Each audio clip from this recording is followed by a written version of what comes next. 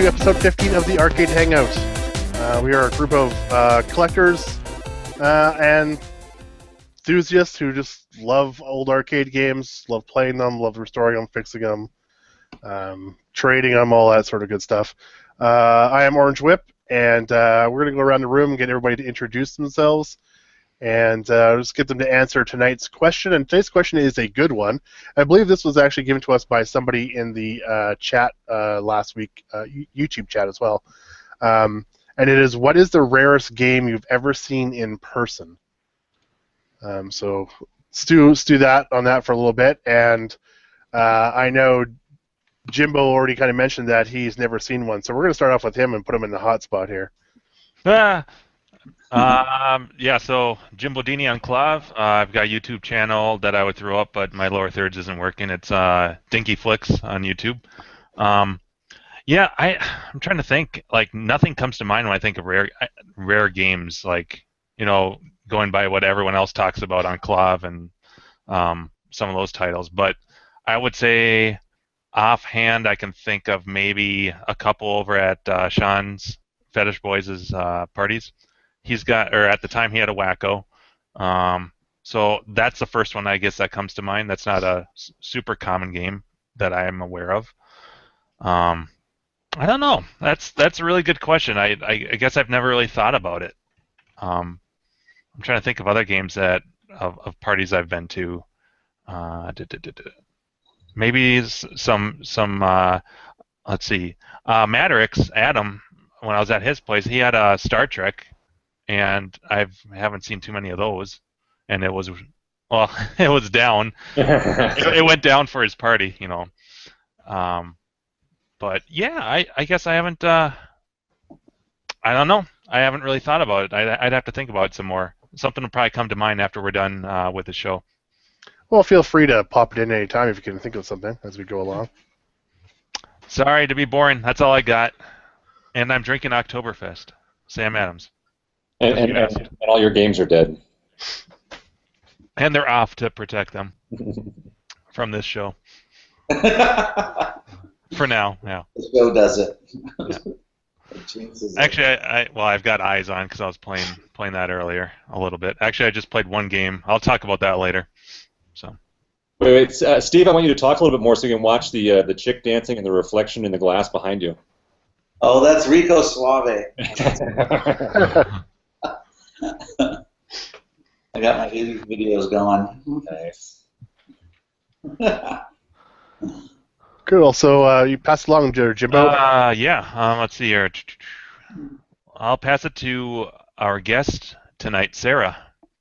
Hi, I'm Sarah. If you don't know me, I'm Sarah AV87 on the KLOV forums, and the rarest game I've ever seen is also my favorite game. It's the Sega R360. If you don't know what that is, it's a huge simulator cabinet that turns you upside down, and basically you flip all over the place. It's a really wild experience. The reason I like arcade games so much is because I played the R360, basically. It really got me into arcade games. That's G-Lock, isn't it? Yeah, it's G-Lock R360. That's the game that's inside of it. The other game that can be inside of the R360 is the Wing War, but that's really hard to find. Okay. There's a collector in California that also has a Wing War R360. I played the R360 at the Skyline Tower basement in Ontario, Canada. I'm on the East Coast. I live in Niagara Falls, New York, so I'm right across the border. They don't have the R360 anymore at the Skyline Tower, though. There's basically no R360s left that are working. It's really, really hard to find. Yeah, but Sega also recently updated that. Oh, I lost her. Lost. Oh, you cut out there. Oh, you're back. Yeah. Oh, sorry. My PC is choking over here. Okay, I think where there was one in the Seattle area too, if I remember correctly, somewhere. There were a lot of them around the USA, Minnesota, the Mall of America, Las Vegas, New York City, basically all the big cities. And the Space Needle in Tennessee, of course, which we all know what happened to that one at one point. Yeah, they also put Afterburner in it. As far as I know, Afterburner wasn't made for the R360. It wasn't made for it, but I have seen it in that system. Yeah, I haven't seen that one. I've seen Radmobile. I also run a group on Facebook called the Sega R360 Fan Club, and I believe it's up to over 600 members now. And as I was saying before, Sega also recently made the updated R360, which is called the R360Z. and it has the Transformers game in it. And you can only play the Enjoy Plus in Japan right now, but I hear it's coming to America. Cool. Sweet. Yeah, I don't think I've ever been in one of those. You'll probably get sick if you are, so you better be ready for the new one to come out. Then I'm not going to because I get sick easily. Yeah, I had an upright G-Lock like in 2005 or 6, I think. But it didn't. I know I'm cutting out. Okay. There was a problem, I think. Yeah. Another rare game I've seen is the Space Harrier cockpit, which I've also seen at the basement of the Skyline Tower. I know FunSpot has one, but I'm hearing there were only 68 made for the whole world. Oh, wow. It definitely qualifies as a rare game as far as I'm concerned. Yeah. Yep, saw the one at FunSpot. Yep, I remember seeing it too. I don't think I've ever seen a sit-down one. Was it actually working, Andrew? I don't remember. Oh yeah, I've got video of a guy playing it.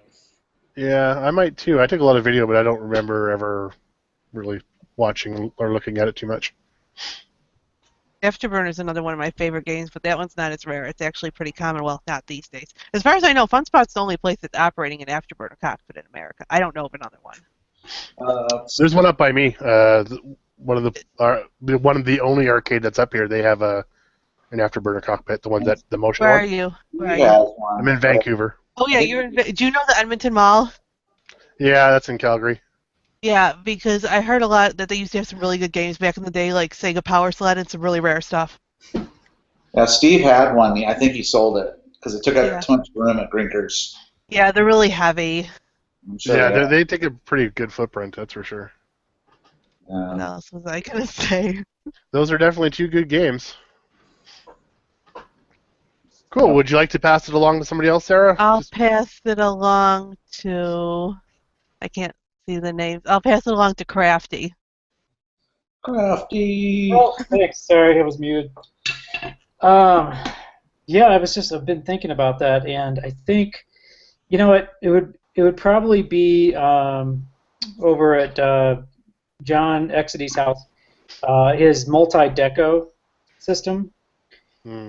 So it's I think it's the cab is kind of white. It's not really a super interesting cabinet, but the board that's in it is this multi-board that only 8 or 9 of them are made.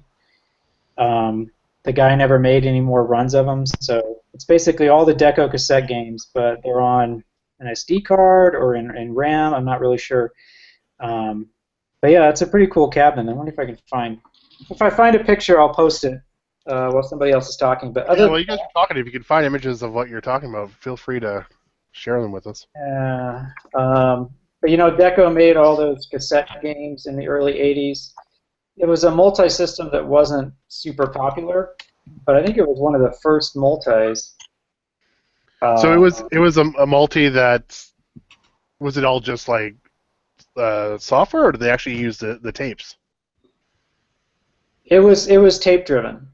The whole thing was tape driven. Yeah, this is John's here actually. It's the one I found right away when I Googled it. I'll post the link here in chat. Sure, I can share it with everybody here. Oh yeah, I think I've seen it on Ross Blogs. Yeah, so I mean, his is I don't know if his marquee still says Burger Time, but that's the artwork, and it was from Day to East. Burger Time is actually a Deco game, but it was also released. I mean, most commonly released as a standalone game, but it was a Deco tape game. You know, I actually had a Deco version of Burger Time. Doesn't that go bad? I would imagine those tapes go bad after a while from playing, but it was even in my friend's house that had caught on fire, and it was still running after that. So. Oh, okay.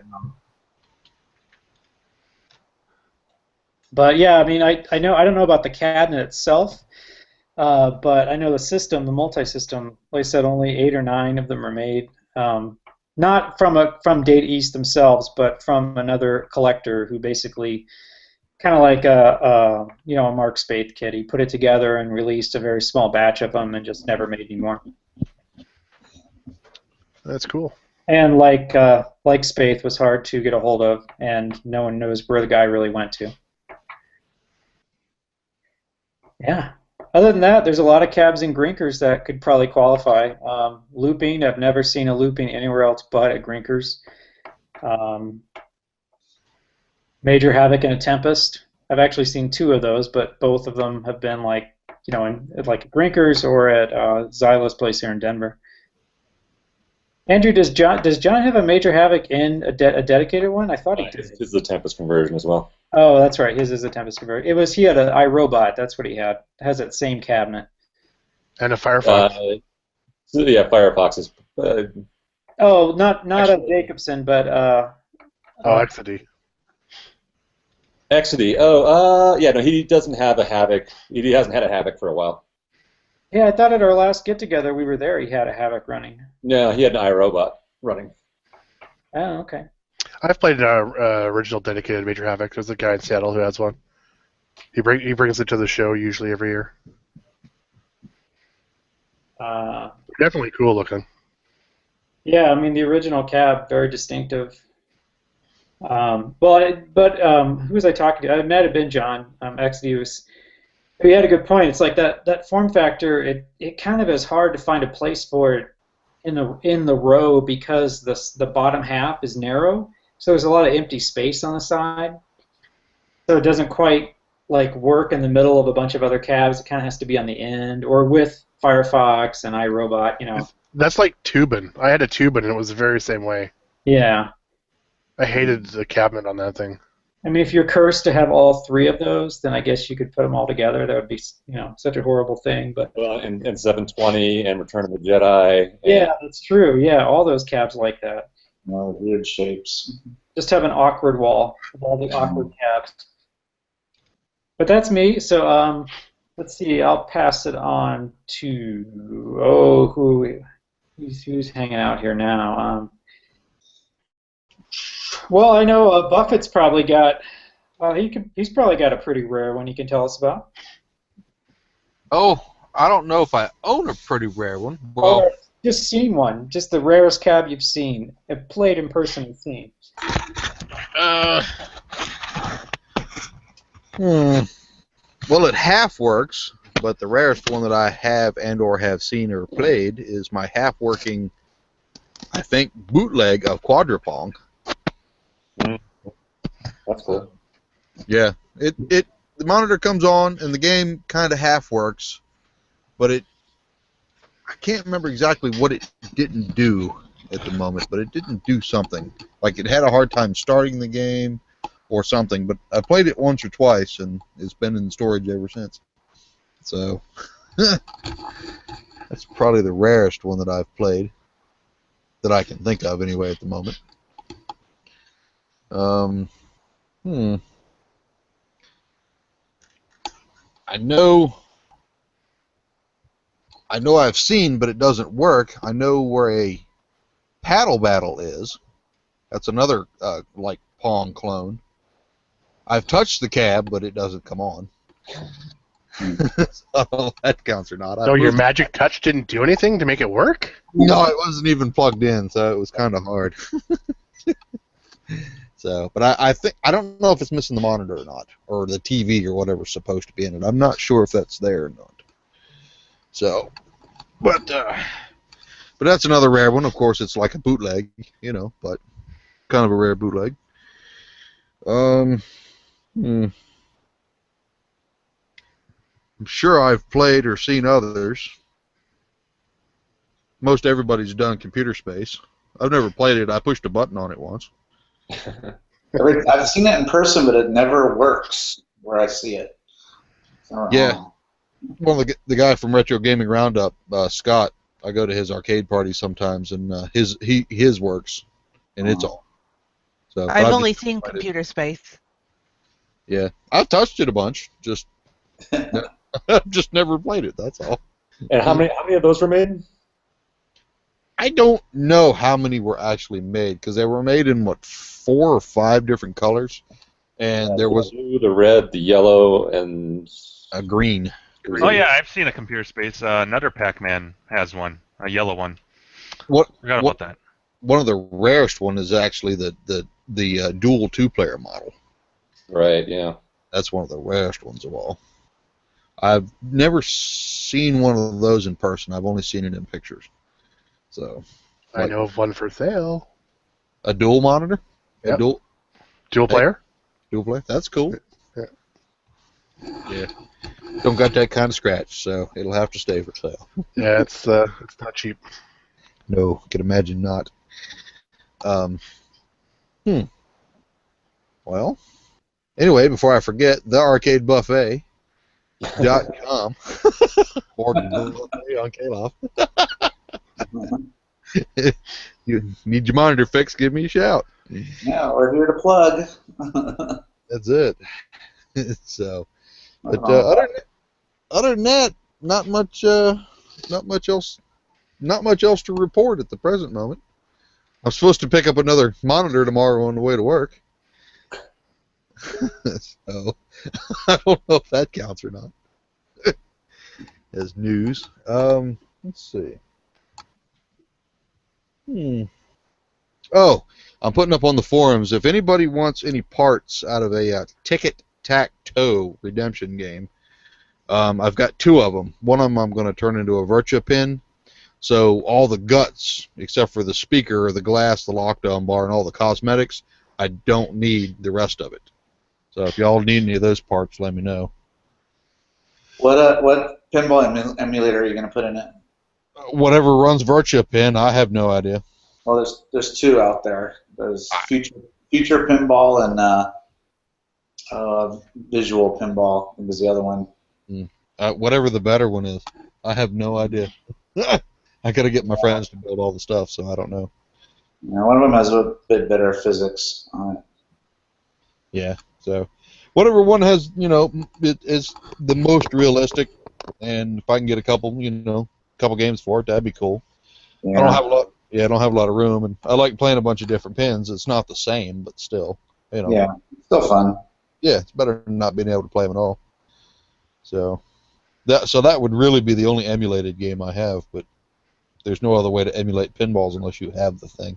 But you could also, if you have a PC system, you could also put Pinball Arcade on it because you can map the buttons and stuff on it. So that's a pretty good emulator for pinball. They have a lot of games too.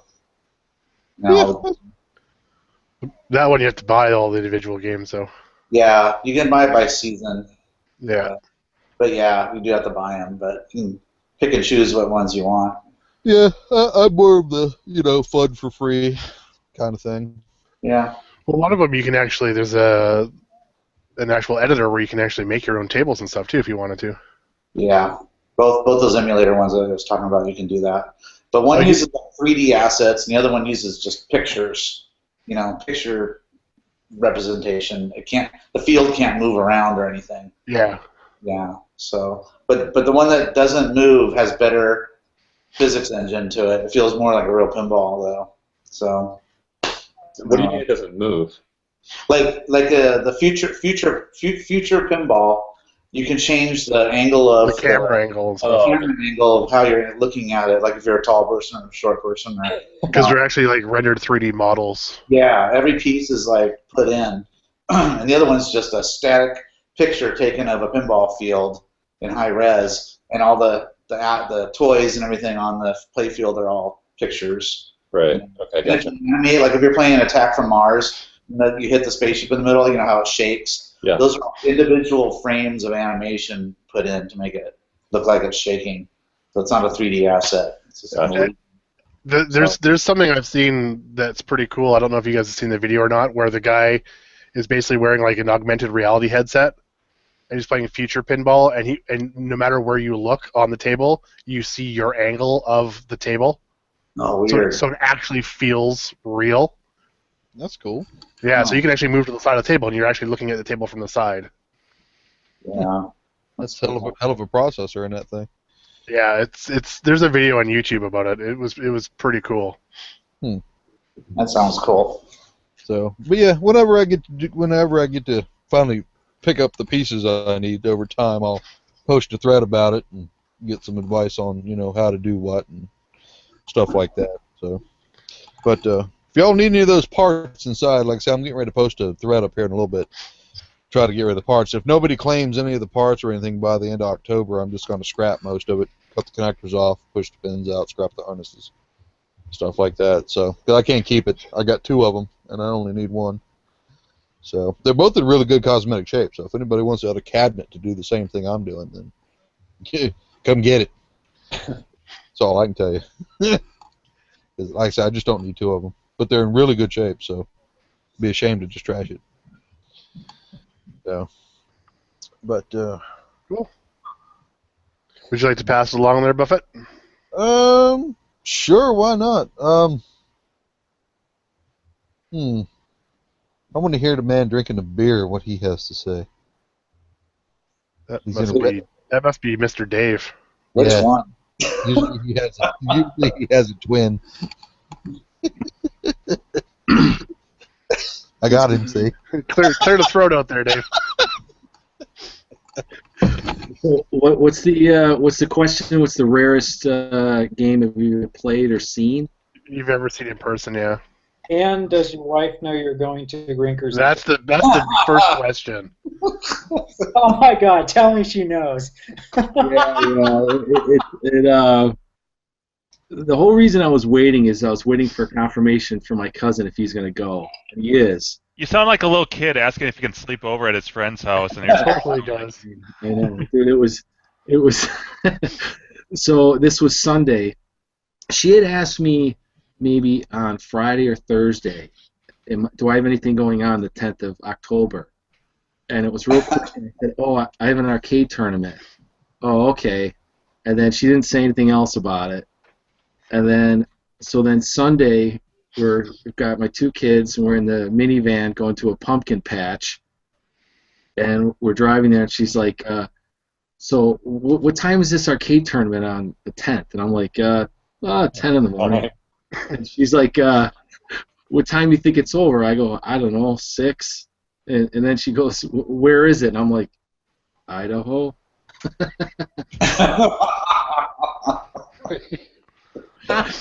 So then she stopped. I mean, we're driving. She stopped and smirked. She goes, what do you mean it's in Idaho? I go, don't you remember when I asked you 3-4 months ago if you wanted to go? And then she's like, what? She's like, you planned the whole thing? I'm like, oh, I have to go. My name's on the T-shirt. I gotta go. It's on the T-shirt. You better be right about the T-shirt. Yeah. And it's a little different for me because it's standby with the airline, and there's no money really up front besides I reserved a hotel room 3 months ago, whatever it was. But it was kind of a rough Monday. Today was a little better, and I think she's come to terms with it. But, By Friday, you won't even be thinking about it. Well, I'm thinking about it today because now that I have to look at the flights I'm going to have to take, it's like, I mean, this place is a pain to get. It's a pain to maintain the connection, too. We've lost you. It looks like we've lost you, Dave. Dave! Where did Dave go? I love what he says. I gotta go. My name's on the T-shirt. I have a commitment. Wait. Where's Adam? We need him to. Oh, we can't even. I know, it was dark. I was looking at it too. Yeah, damn it. That's because the battery went dead on the car. Quick, get Gak in here. All right. Well, let's. Buffett, you want to pass it on to somebody else then? Yeah, let's see what Andrew has to say. He might have to go early. Well, that's right. Mine's going to be pretty short, too, because no one's mentioned any games that, I don't have any games on my list, at least in my head, that I can think of that anyone hasn't already mentioned. You know, I've seen a couple computer spaces. I've also seen John's deco set up there. I have a Wacko in the garage. Well, actually, I mean, besides the 360, Crafty and I were talking about that actually a few weeks ago, watching videos. It does actually have a holy shit, I'm gonna puke button that you can slap on the side. Yeah, it does. If you press the button on the outside when the player's in the cabinet, it'll leave them standing upside down. Like, they'll be upside down in the cabinet, and they'll be stuck there until the attendant presses the reset button to get the cabinet going again. So you can do evil things to your friends with it. Shoot a friend. Upside down so they could just kind of puke. They're just going to turn their head to the side and puke on the Yeah. plan. I always feel sorry for the attendants who had to run the R360s because I bet they were cleaning up a lot of puke. Oh God. Oh, God. And they move pretty violently too. I mean, it's not. Yeah, just they did. move around like some of the crash effects, like when you actually like crash into stuff or get hit by stuff. It's like it just spins the fucking thing. Oh yeah. As soon as you get in the cabinet, it will spin you upside down immediately. It does that every single time you get in the cabinet, so there's no getting around it. Oh yeah, I'd be puking every single time I was in that thing then. You just go in there to wipe the screen, you're upside down. Yeah. Sorry, I didn't get that. Oh, no. A little bit about wiping the screen when I was trying to figure it out, but I didn't get it. Yes, I actually haven't seen one of those, but know what it is. But yeah, I don't. I mean, nothing's springing to mind. I'm sure I'll think. I'll think of stuff as soon as we hang up. But yeah, so 34K on Clav and the Bitbar on the YouTube.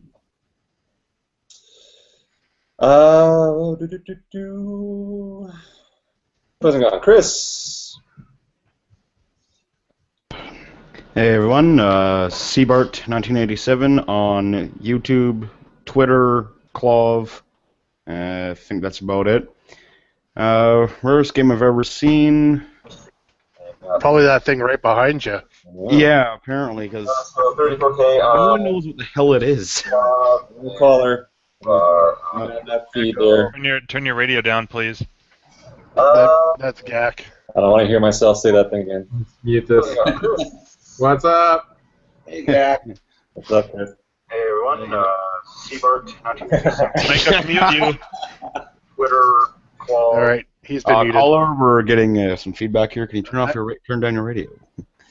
I muted him. Go ahead, Chris. Okay, so yeah, no one knows what this thing is, so this is so far the rarest game I've ever laid my hands on, because I can't figure out what it is.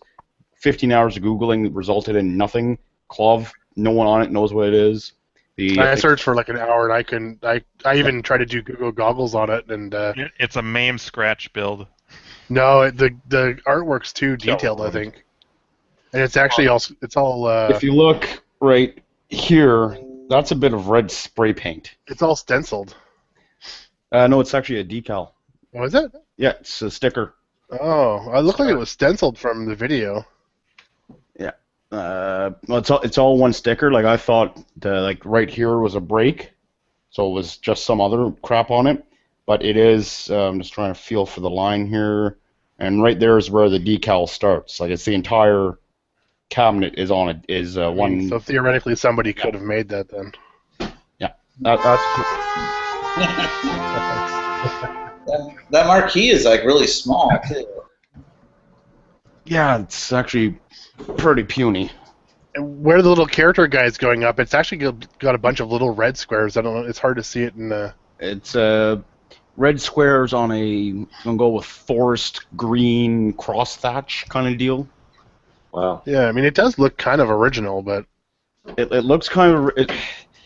Those almost look. What's that game that has characters that looks like that? Crazy Climber. Yeah. That's the first thing I thought of. Is it looks like Crazy Climber climbing up a building, but But like that's not even the weirdest part. Is that's the back of the control panel. There we go. It's galvanized aluminum. yeah, somebody definitely made that.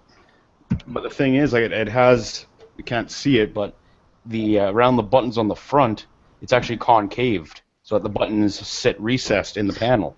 Right. And it's either for coins or for cigarettes. I don't know. That's an ashtray. That's an ashtray. Yeah. That, And that, you look at the Space Harrier cockpit, it also has an ashtray on it. So I've seen which that. explains the two burn marks here and here. Yeah. You can just buy those aftermarket, even I think. And like they were half lazy about it. They riveted this side of the hinge, but on this side they tack welded it, and they drilled out so that the rivets would sit in. I mean, if it's not an original game, it's probably one of the coolest I've made up this kind of retro-looking cabinet things I've ever seen. And the whole thing is filthy. Well, I mean, you never know. I mean, someone may have thrown together a cabinet back in the day, and it's a survivor. That's one Yeah. thing. All the leaf switches are starting to deteriorate. Don't know. There we go. So like all the black insulators are coming off of it. It does have leaf switches and a Wico joystick. Oh, well, that's a square. So plus for that, and a working monitor, but it's got haze on it. Told the guy was, so I don't know. It's probably a cap kit to get rid of some haze issues. Buffett, you got to chime in on the haze. On the haze on what? I was reading. Sorry. Oh, Could it it's just be the focus? that's what I'm thinking. Because Could it just be the focus on the flyback? I haven't plugged it in. The wiring, the AC wiring for this game, when I got it, was all lamp cord. Like There you go. 18 gauge lamp cord. And I know my AC systems. I know my 110. I don't want this thing running on that, especially with, well, a CRT plus a light bulb that was essentially a bare holder. The whole cabinet was running on lamp cord? Yeah. All the AC was all 16 or 18 gauge lamp cord. Two prong, so it's just missing the ground right there. Well, no, sorry, the inner stuff. Oh, the inner stuff. It still had, it's on the ISO right now, but it had a power cord, but the metal part, there was a metal part at the back where, like, normally there'd be a notch for the AC to go in, but it had a metal plate at the bottom. And obviously someone took out something like a switching power supply or maybe like a AC trip cord thing where the regular PC plug will go into, just soldered in a light switch. But what happened is it looks like when they put the door on, since there was no groove for the wire to go through, it sheared it off at least once, and they just twisted the wires together and put some electrical tape around it, and looked like a giant flying spider's nest. So all that wiring got chopped out, and I'm going to have to go to the hardware store and get some 14 gauge wire and connectors and shit like that. But more on that later. Cool. Yeah. Would you like to pass it along to somebody then? Yes, I've been keeping track so I don't screw up as much. He's gone too. Who? Mock. Batter up. Let's see. Mock the Magic Man, YouTube. Mock the Magic Man. Shameless plug for my Halloween pumpkins. If anybody wants to check that out. Let's see. Rarest game. A friend of mine has, I think, only 4, maybe 6 were made. I'm not too sure. But it's a game called The Act. I don't know if you guys heard of it. Yep. I've heard of it. This, right? Put it in the picture here. I played one of those in Salt Lake City. The Game Grid Arcade in West Valley, Utah has one in their arcade. Oh, that's cool. Yeah, they're so I can pop it in there. There's a picture if anybody hasn't seen it. Yeah, that's the one that I'm talking about. He has the actual real cabinet for it and everything. I've actually played it and beaten it. But it uses like a dial to be able to get through the levels. It's really weird. So like to hit on a girl, you want to like roll the dial closer to her, and if you're making too much of an advance, you roll it back. And the animation is real smooth, and it goes with him going towards and away from the girl until you finally. I think it has music cues to be able to get through the levels and stuff like that. It's really strange, but it's kind of fun. But yeah, just they have it on the iPhone now and stuff if you want to play it. So it is available out there, but it's a super rare game. And yeah, so that's one of it. I also played this other one at Kalen's Arcade that I've never seen before. I think it's called Bandits. Does that sound right? It's like a. Bandito? What's that? Is it Bandito, maybe? Oh, Bandito, maybe. Yeah, I think John did a video on it. I think. Black and white. It's sort of like Robotron controls a little bit, but you're like a sheriff and you're shooting bandits on the sides, right? Yeah. It's the black and white, isn't it? It's what? Is it black and white? Yeah, I think it's black and white too. Yeah. So yeah, I got to play that at Kalen's. That was pretty neat. I think that's a pretty rare machine. I know 3 of them within like 5 minutes of my house. Okay, well maybe it's not that rare then. And 2 of them are for sale if anybody's interested. Well, when I was a kid, I never saw that game anywhere. So It's basically the same as Sheriff, is it not? It's just rebranded by Exidy. yeah, I think it's just re-graphicked up to be that way. Yeah. But, yeah. So that's all I have. I'm going to pass it on to Gak. What's up, guys? I don't know if you can hear me or not. Is the volume not working? We can Yep, hear I you. can hear you. It's pretty Okay. good. All right. So, Gak Attack on KLV, at Gak Attack on Twitter. I'm enjoying a Buffett-sized beer mug tonight. Yeah. There you go. Getting primed up. That's right. That's right. So I missed what's the actual question? What's the rarest game you've actually seen in person? Ooh.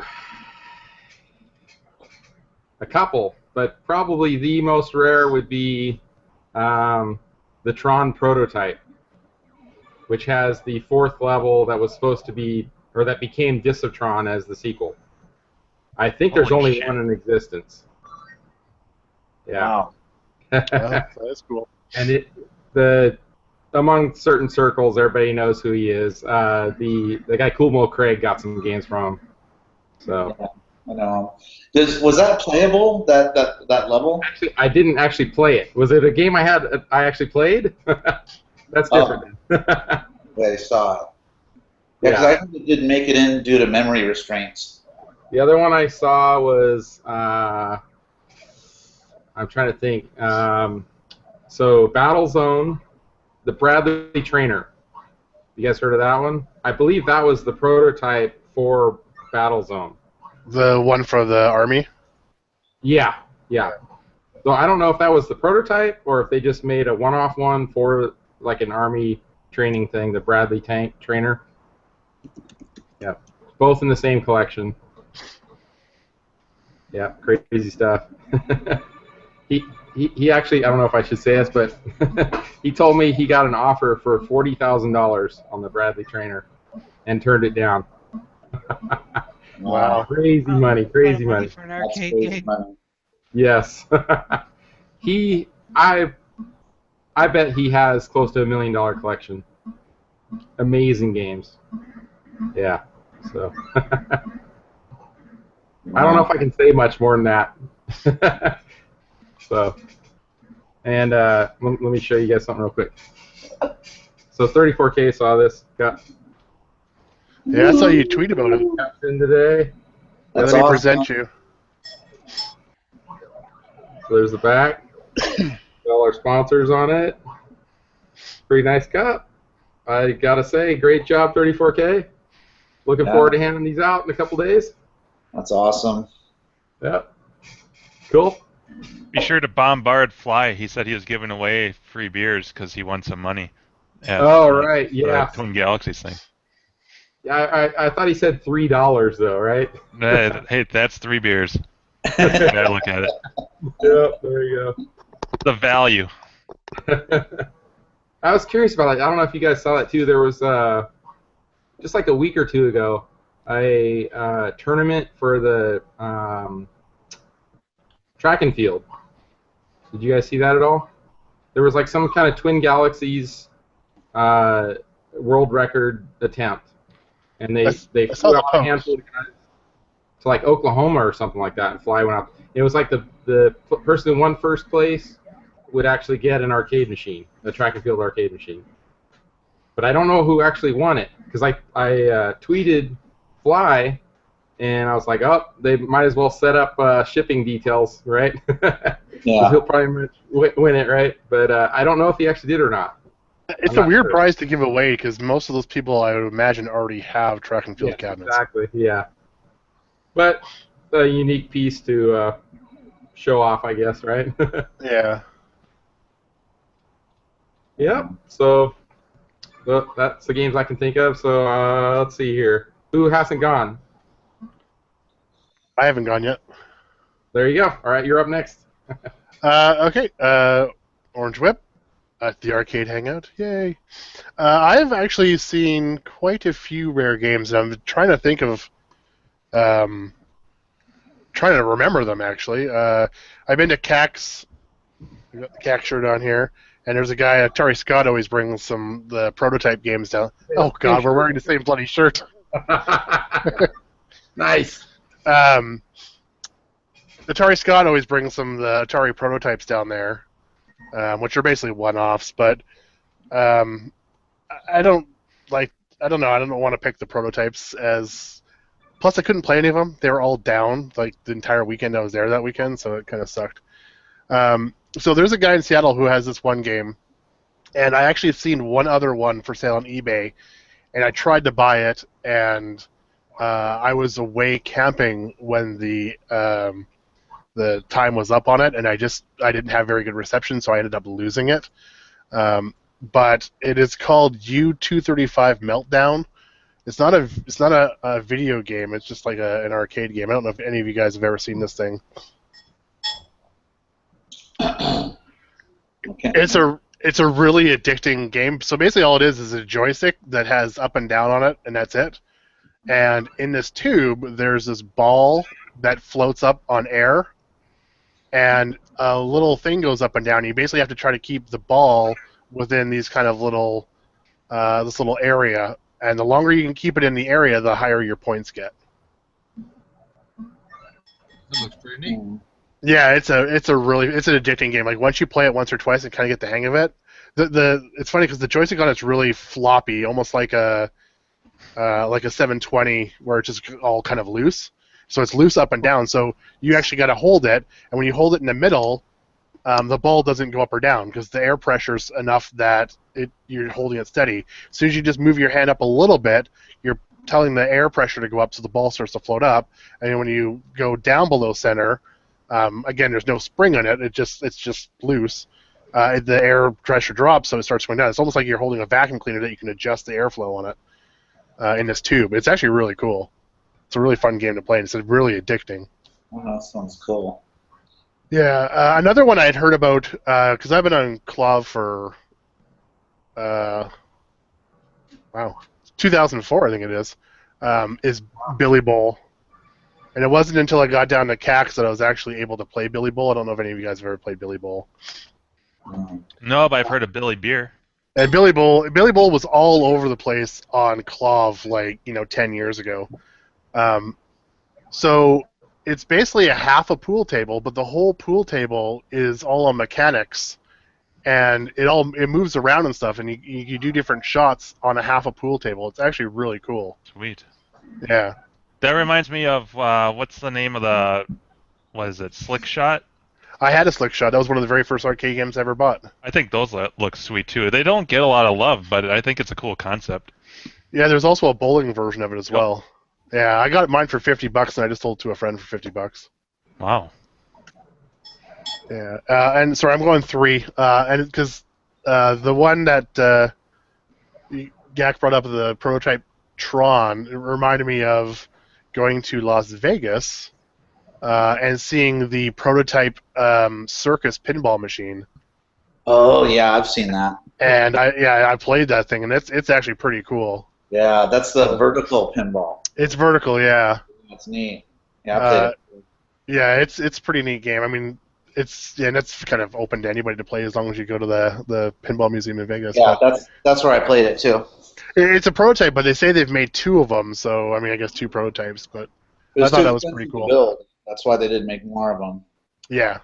Too many toys in it. Well, that's what makes the game fun, though, right? No, it was really neat. I thought that was pretty cool. You're presenting black, by the way. Yeah. I am? Yeah. The pictures are black again? I think it might be your connection. Weird. Did you see the other photos or no? Yeah, I saw the other ones. That last one, though, was just black. Yeah. Oh, it could...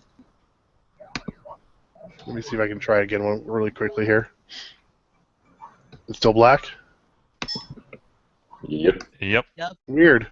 Must just be the site I'm taking it from. Maybe they have some sort of protection on it. Oh.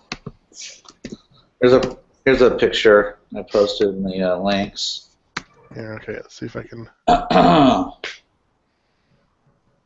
it's a pretty neat concept. You just posted the act again. Yeah. Oh, I did? Oops. Yeah. Wait, do you get a commission for selling those, or? Yeah, all two of them. Yeah, let's see. Steve also just Steve from Grinkers just messaged me as well and said that he's actually at Grinkers working on games as we speak, and if we're still going later, he will try to get on here still. All right, so here's see if we can show Mock's photo. You guys can see that one?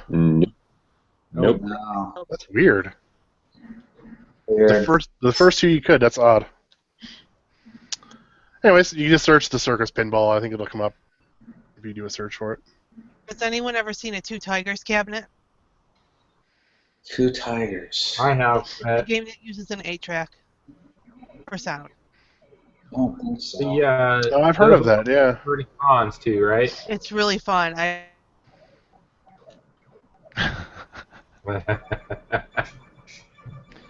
Please stand by. We're having technical issues tonight. Yeah. Okay, so who Hey, can I ask a question to the group? Has anybody ever seen a Laserdisc game called Freedom Fighter? Yes, actually, the Steam collection I saw. Okay, did you play it? No. has that been at CAX? I was there to pick up a game, and I didn't have time to play any of them. He invited me to hang out for a while. It was supposed to be a quick turnaround trip, so. Okay. Has it been at CAX, CAC? There was a whole bunch of Laserdisc games at CAX. I don't think I've ever seen in the 5 or 6 years I've gone. I don't think I've ever seen Freedom Fighters there. Yeah, I heard it was there at one time, one of the years. Because that one year I went, there was like the Act, and there's a whole bunch of really rare ones. Yeah. Freedom Fighters, is it cartoon? Yeah, it's that was there. That was at this CAX. Oh, really? That's the only CAX I've ever been to. So, Okay. yeah, that's the only time I'd ever seen that one too. Yeah, it has like part shooting, sort of like Cobra Command, and kind of like Dragon's Lair type gameplay. Yeah, I believe that was at that CAX. Yeah, it's pretty trippy how they built it. So really hard. Wasn't a Vegas battle at that same one? That's just like a shooter with a Laserdisc background, but I don't remember. Okay. But I do remember the Freedom Fighter or whatever it's called. I remember that one. Yeah.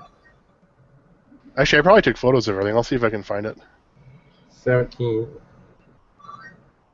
So who hasn't gone? Mike hasn't gone yet. Sorry, had to unmute myself. Do you know what the question is, Mike? I do. Okay. I heard some of them. I'm Mike, man on Clav. I've been fortunate to have played some of the games that were already mentioned earlier. I think I have to pick a prototype. It's one I've played, and it was at CAX. It's been at CAX a few years now. It's an Exidy prototype called Teeter Torture. That's a great game. Yeah, really, really good, fun game. So was that mentioned? Did I miss that? No. Oh, okay. So that would be my rarest, I think. I don't think it was. The control on that one's really unique. It's almost like the Major Havoc roller, the left-right roller, but it's like it's narrow and it's aluminum. It's almost like a Razor scooter wheel, but aluminum. They slide back and forth. And the concept of the game is that's like a teeter-totter that on each end of the screen is like a Wile E. Coyote, stick of dynamite where you push down, and you're trying to balance the board as you attack enemies left to right. So, and it gets harder and harder, and the farther you move over, and the more you're scrambling, you're trying not to blow up. It gets very frantic. Yeah, quick. yeah. And it has some. I don't know what the word is I'm looking for, but like you can skip ahead a few levels. So like the gameplay kind of bumps around. Like every time you play it, it seemed like it was a different experience every time. Like sometimes you can jump ahead with a warp level, I guess. So I played that quite a bit at CAX, and a friend of mine turned it on to me. I actually couldn't remember the name. I was texting him as you guys were talking to try to get the name of that. So. Did you happen to try Nightmare? Yeah. That was over by Teeter Torture also. Yeah. It's in a Tron cabinet. It's basically Tron controls, but it's this weird. I don't know how to explain it. It's just like it's frantic, kind of like Robotron, but there's stuff like whirling around. You're constantly shooting at stuff. I don't know how to explain it, but that's a really fun game. And it gets frantic real quick. But yeah, I think that was an Atari prototype that they put into a Tron cabinet with Tron controls. Whoa. Someone's got some background music going. I think I remember seeing that game there as well, but I don't think it was playing or working when I was... Okay. I think that one's usually there every year. There's a Fish Frenzy or something like that, too, as a prototype, and I wanted to try that one, and it wasn't working either. Remember that one? Fishing Frenzy? Something like that, or was it Freeze? Or something? I don't remember. Yeah, I can't remember either. So, do I have to, who hasn't gone yet? Who can I pass this? Sarah gone? Have you gone? Yeah, I think maybe everybody's gone. Okay. Yeah, I think everybody's gone. All right, so Grinkers, boys and girls. Woo-hoo! I know Dave is still watching. Dave, for some reason, when he froze, I ejected him, and he's been banned from the room for some reason. So I told him to restart. I have to go now. Bye. See you, Sarah. Okay. Bye, Sarah. Joining. Bye. Carrie is watching. Is in the YouTube chat as well, and so is Dave's cousin Brian. I'd be interested to know where Carrie's at tonight. If she's making the trek out there. You said Wyoming. She's in Wyoming. Yeah. It's a big, huge loop, or what? Yeah, she likes doing road trips, and she likes stopping at like really campy and cheesy tourist attraction kind of places. Nice. So I think she's incorporating that into part of the trip. Should get her in here. Yeah, I'm not sure if she's trying or not. I know she said they got to the hotel late or something.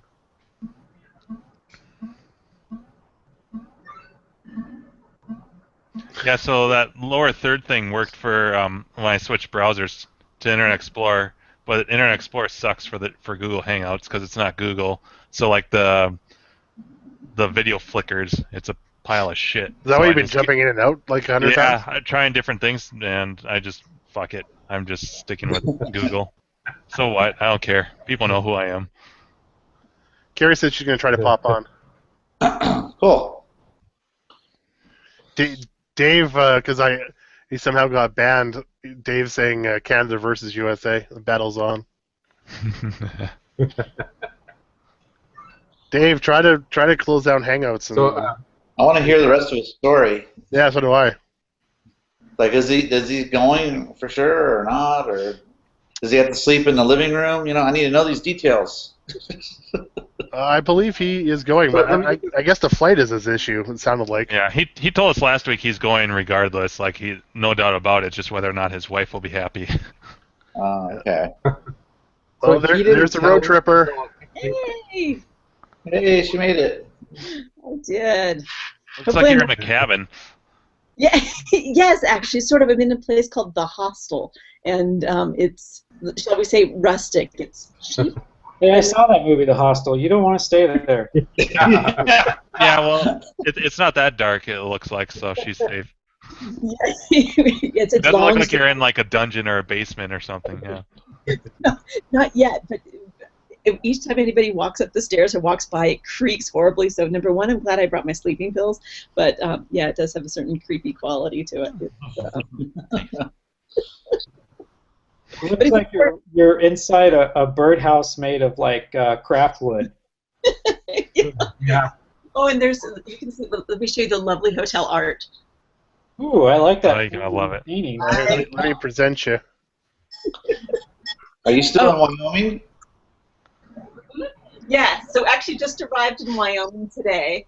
It took a totally illogical route. It's been very fun though. We went last night, spent the night in Pocatello, and then and I'm with Andrew B on Clov. He's working right now. He's going to stay on here later. So we're going along. We were in Pocatello yesterday. We went to the Museum of Clean this morning, which was awesome. It is 3 stories devoted to old vacuum cleaners and. It sounds like a museum that's perfect for Wyoming. Crafty does not like Wyoming. Yeah, no, but this is Pocatello. This is Idaho. This is Idaho still. So Idaho, right? Okay. Yes, Museum of Clean, and we actually the founder gave us a tour. It was pretty amazing. Although I'll say this, it's a lot of restoration. It's someone who has a passion for restoring these old cleaning devices. It's special. Yeah, yeah. Ted Bundy had a hobby too. Hi. I love how Gary says that Pocatello, like we should have known where Pocatello is. Yeah.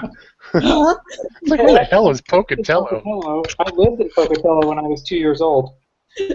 Idaho, really? Yeah, 1974. Wow, what are the chances of that, eh? You said A. Hey, I did. My Canadian's coming out. I also lived in Boise after Pocatello for about 9 months. Oh. So that's where you were conceived, or what? No, I was born in North Carolina, but my parents moved out west, and they went to Idaho first, and then they went to Utah, and then we settled in Colorado. Cool. Little segue there, so now you know something. That's right. And it intersects on some of my road trip there. So yes, Pocatello. Then we went to Blackfoot, Idaho, and went to the Potato Museum, which saw the world's largest. No, you didn't go to a potato museum, really? Totally went to a potato museum. And each time, by the way, a big truck loaded with potatoes, I kind of screamed, got excited, like, look, there's potatoes there! So, because I went to the Potato Museum, and they have the world's largest potato chip, which is a Pringles-style potato chip, and it's large. I forgot what it was, like 5.4-ounce potato chip, which now has cracks in it. And so I know, I have photographic evidence for all those who doubt. Saw the It's a really good restoration team, I'm sure. Want to see the giant tater chip? Post them pictures.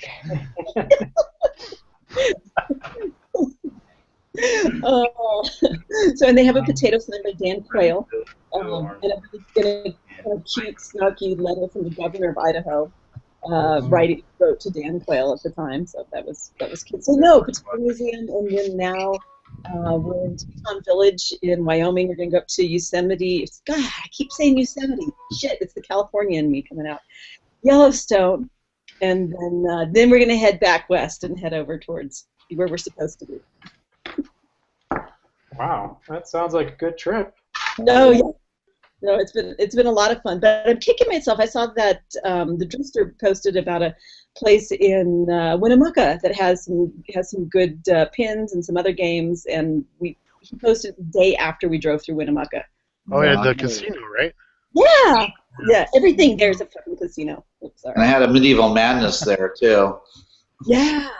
That's an awesome pin. That must have been a boring drive up in that area, though. Yes.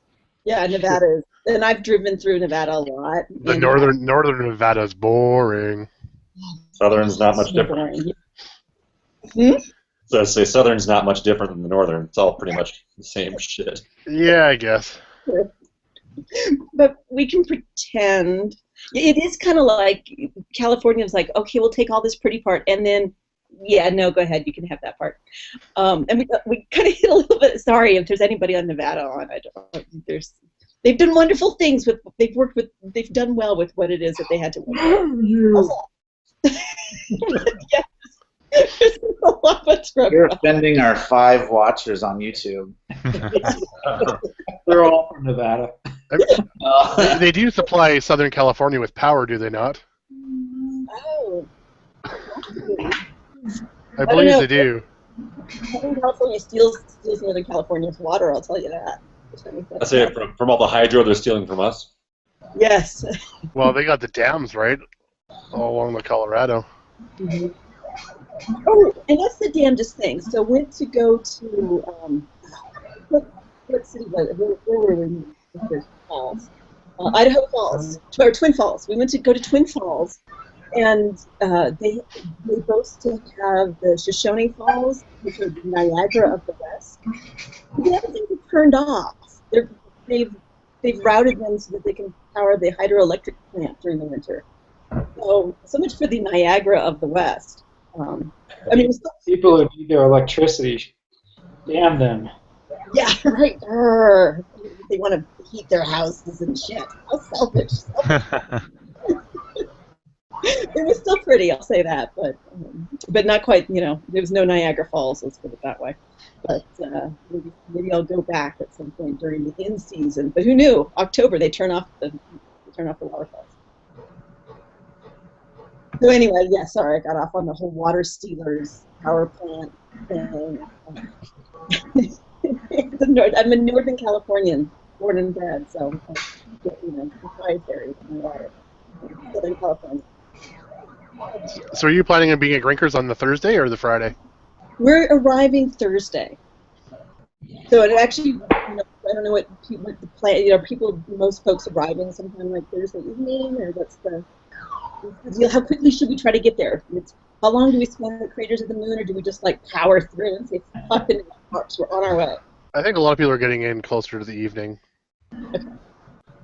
I'll probably be there 6 to 8. I think Andrew's roughly the same. I think. Yeah, about that.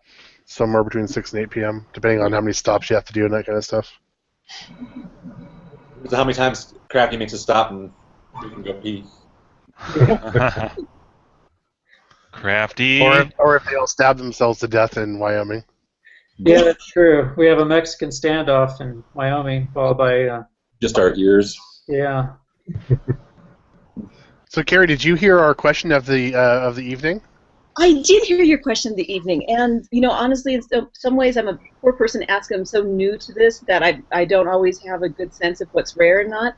But what I can say that I would classify as rare, although maybe not the classic arcade game, is I've seen both the Williams Ringer and the Penny Pitch. Penny Pitch was at CAX, and the Ringer is and they're very similar. They're basically kind of the same game, just different. And the Ringer is at the Pinball Museum in Alameda, which is just an amazing place. And it's an EM game. That's the thing, you have to crank it like that or something? Yeah, I love it. It's so much fun. I think they have one of those in San Francisco, and on the wharf there, the Musique Mécanique or whatever it is. Yeah. And I can search for one. I came super close to actually being I thought that I actually had found a Ringer to buy because it just seemed like it would just be a fun game to be able to hang out and drink too much and play. And is that showing black, you guys, or? Yep. Yeah. Somebody else show it then. Here's a link. Here's a link to it. If somebody else can present, then go ahead, do it.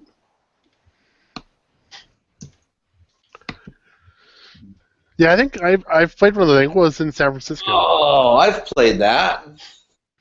Oh wow, they used to have one of those at Disneyland, California, long time ago. Oh, cool. Yeah.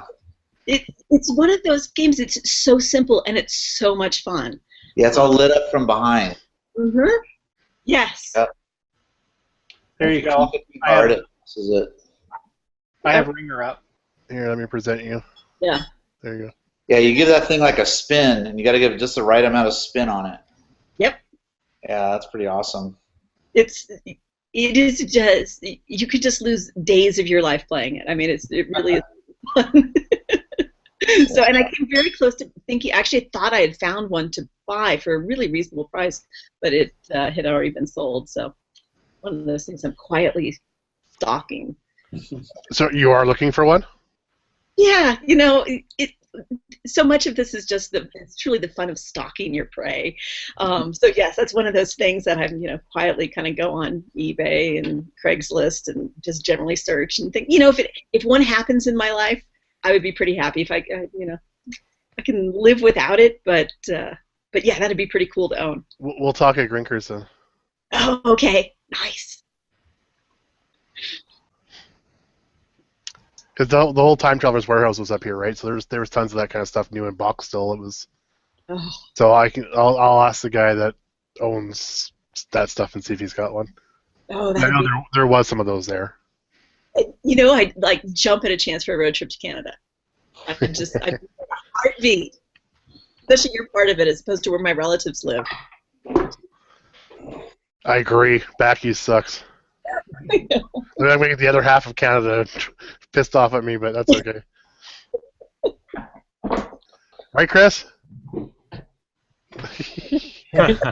Nice.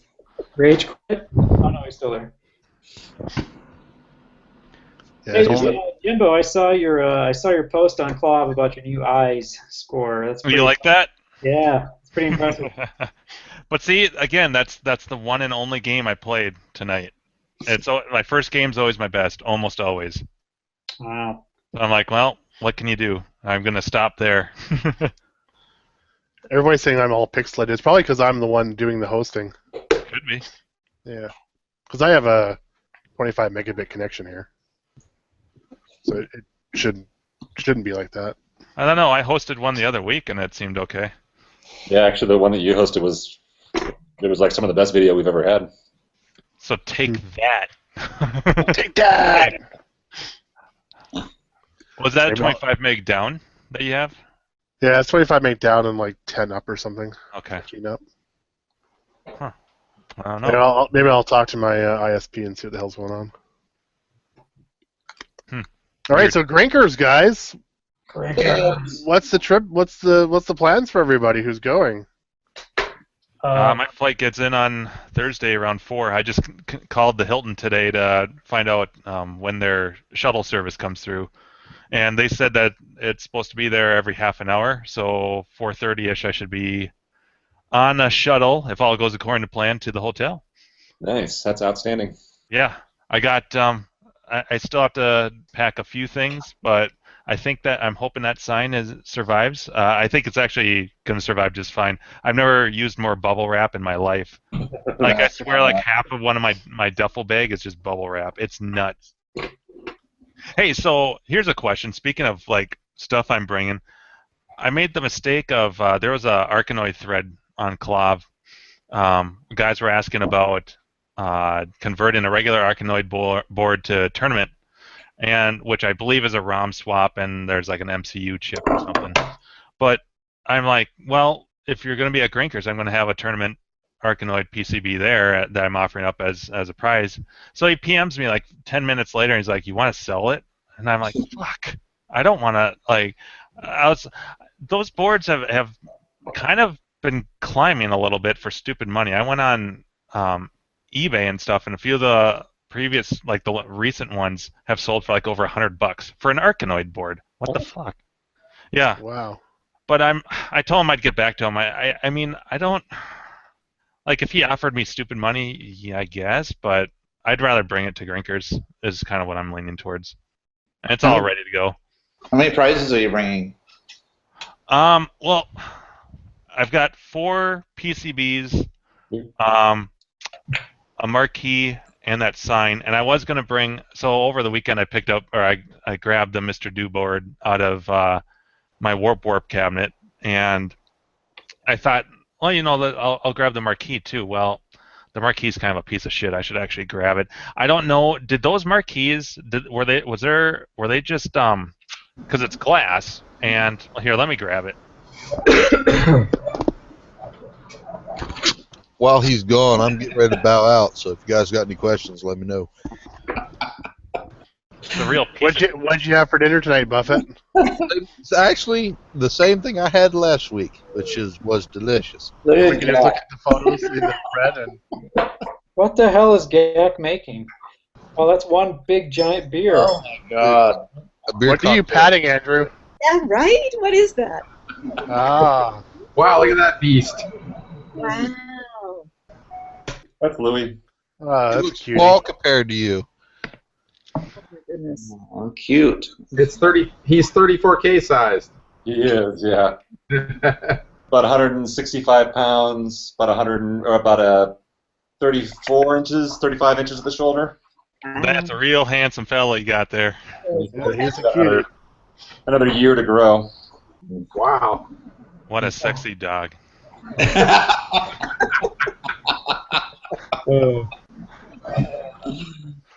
Coming to Grinkers with you?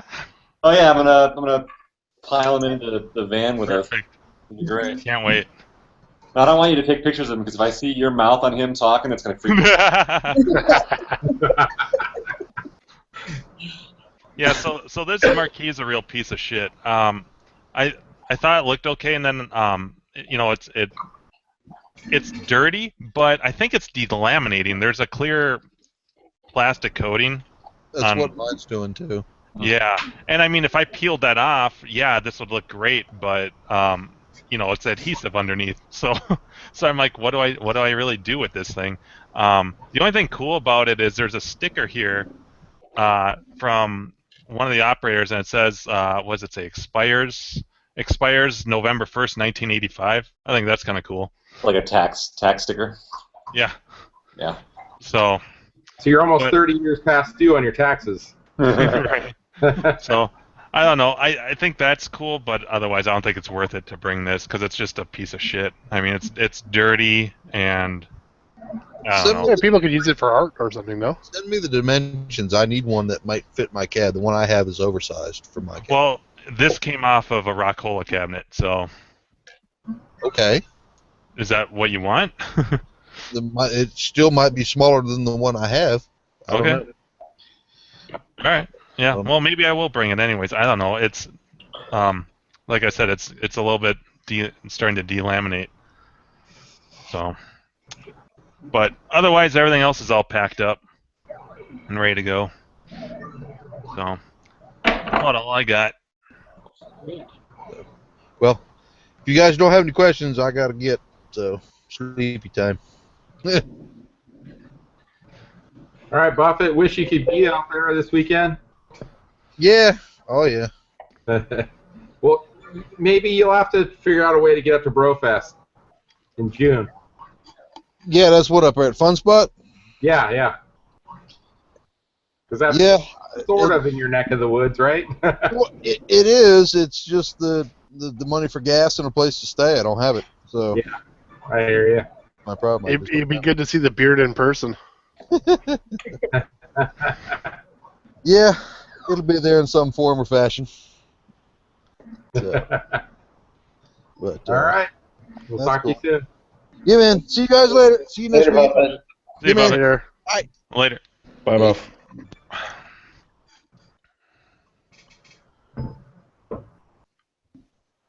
So Do you guys have any paranoid? Not like way out of the way of Idaho, Carrie? I'm sorry? Is Wyoming not like way out of the way of Idaho, or what? I don't know. But I've always been a little directionally challenged. I used to be blonde before I went there. No, it's all about the fun and getting away from my day job. So yes, I did in fact go east in order to travel west. But Cool. So yeah, is the weather harsh where you're at, or not bad? not bad. It's actually been perfect. Like, I'm talking, like low 70s. It's cold here. Like I put the flannel shirt on. I had a short sleeve shirt on earlier, and I'm like, ooh, this is cold here. And I think it'll probably be kind of cold tomorrow. And then we're looking at like mid 70s there in Eagle, Idaho. It's going to be crazy. Yeah. I hope Steve has good air conditioning in that place. The There's cargo gonna be- shorts are packed. Yep. Yeah. You got your cargoes. Yeah, last year it was like really good weather, and then all of a sudden it, like after the group picture, I think it started raining, right? And it just kept raining off and on all night, and then finally cleared up later on. I don't know. It was clear by like what 2 or 3 when we walked back to the hotel. Yeah, I don't remember the rain at all. And for you, that wouldn't be the result of having too many dollar beers. Right. Yep. Not that night. Yeah. Well, that was water day. Yes. I was all dollared out by Saturday. You just drink water bottles all day. The GAC show. My son's gonna be here there this year with me, and we already got an agreement. He's gonna have a reminder set on his phone every hour. Every hour on the hour, he's gonna bring me a glass of water. I think it'll be all good. Got to keep hydrated. That was my issue last year. So, not tonight though. Yeah, I don't know if Sam's going to wear his hat this year. He's kind of afraid. Oh, I got to see the hat. I missed the hat. So the hat's afraid, yeah. The hat's afraid, yeah. And he's talking about his hair. It's like, well, he's just going to tell you your hair to fuck off.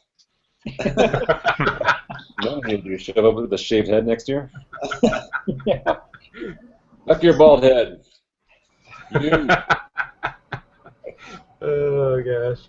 Is that Dave that keeps calling, or I keep getting the video call from or whatever on my phone? Well, his cousin just showed up. There we go. Caller, please mute your YouTube.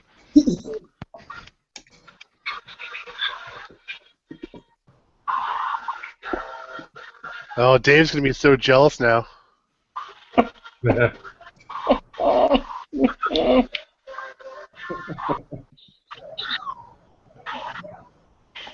So, Brian, any rare games you've ever played or seen? No, I can't think of any really. No. Nope. Well, thanks for joining us. That's all the time we have.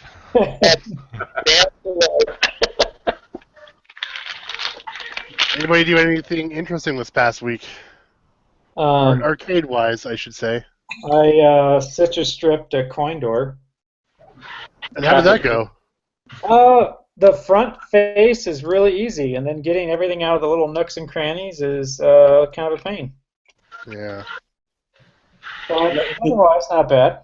If the citrus strip actually, if you get it into like the nooks and crannies, oh Jesus! If you get it into the nooks and crannies, oh, there's two of them. Monster. Oh, absolutely, yeah. Two of them. The younger one just realized that the older one was getting attention, so he came over and jumped in the way. If you get the citrus strip into the nooks and crannies though, and let that paint start lifting, you can just blast it out of there with water. Oh, that's an idea. Okay. That's cool. Just kind of let it sit for a while and then just take the hose to it. Well, yeah. Well, you know how like it'll start kind of crinkling up. Yeah. Once it starts crinkling up and pulling away from the metal, at that point it's not going to do anything more. So you can just take and blast it with a garden hose. Oh, okay. You can also. But you still might want to capture that water if you can. You can also like use like a car detailing. It depends on the citrus strip though. I don't know if it wrecks foam or not. But you get like one of those little wheel polishers, those little balls, and get on your drill. Well, I used a foam brush first, and it turned the foam brush into like liquid. Oh yeah, foam brushes won't work. Yeah. Yeah, you gotta be careful with foams and plastics. You could use a little wire wheel brush in your drill. Yeah, that might work. Little Dremel wire reel. Yeah. Hey. Well, yeah, I'll try to let it sit and then just kind of blast it because I have like 95% of the stuff off. It's just like in the corners where it's really hard to get anything in there. It's like the stubborn, not even paint. It's just like a kind of film with a little bit of texture. I think it's just what's left. That's about all I did. And well, other than I think I already told you I finished the junior and made it to Mario's hideout. I was pretty psyched, but I haven't Nice. gotten past it yet. Haven't gotten past the hideout yet, but I did make it. You do know that you don't have to jump when you're on the edges. It took me a while, right? It took me a little while to figure that out. That I could just walk off the edge. You could just walk straight into those vines. Yep. It took me like several games before I figured that out. Okay, that's cool, because I think I died once that way by trying to jump onto the vine and hit a spark. Right. Yeah. You know, I was playing though last night, and something occurred to me. There's 2 Marios in the beginning of the game. It's like Mario and his clone push a little push DK, in the cage, and like. The sort of first appearance of Luigi. Yeah, maybe that's who he is. But he's pushing on the outside of the cage, so it's like he's not really doing anything. Yeah. He's pushing in the wrong direction. Yeah. So it's probably Luigi. He's kind of the slower. You got this one, right? And older Mario's like, well, he thinks he's helping. It's okay.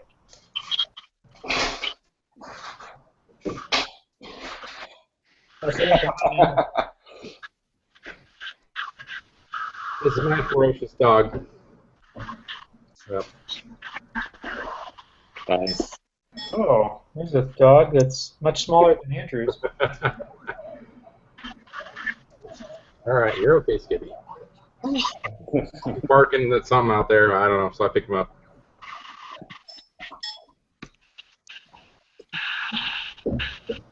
Inside he goes. What'd everybody else do? Somebody had to do something arcade related. I'm working on a secret project, but I can't talk about it. Who are you, John?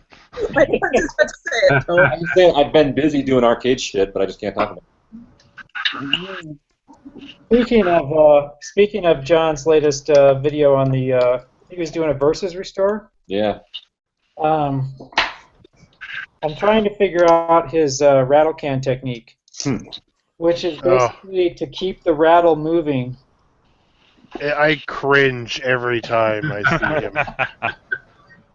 Because, I've been struggling with that lately, working on this coin door, and it's kind of my first time really trying to use a rattle can to really paint something nice. And so everything I saw online was, back and forth, smooth strokes, 50% overlap, stuff like that, not too heavy.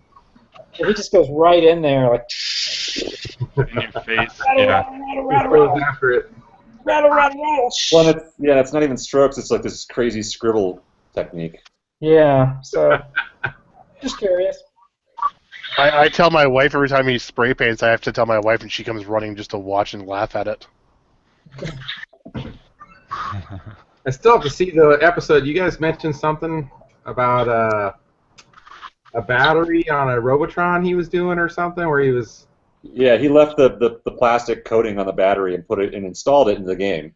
So after going through all the work of converting it from the AAAs over to the lithium, he left the plastic coating on the battery. And So then that must be an older video, like a restore of Robotron Restore or something, or what was it? Yeah, it's the Robotron he's got in his basement. When he I'll first have got to find that one. Yeah, he can't figure it out for like I think it's like 2 episodes too, like where he's just like, I don't know what's going on with that. It won't save the settings. So every time it starts up, you have to cycle through and hit the next button, the forward button, to get the game to go back to the play, and then it won't save in the settings. Yeah.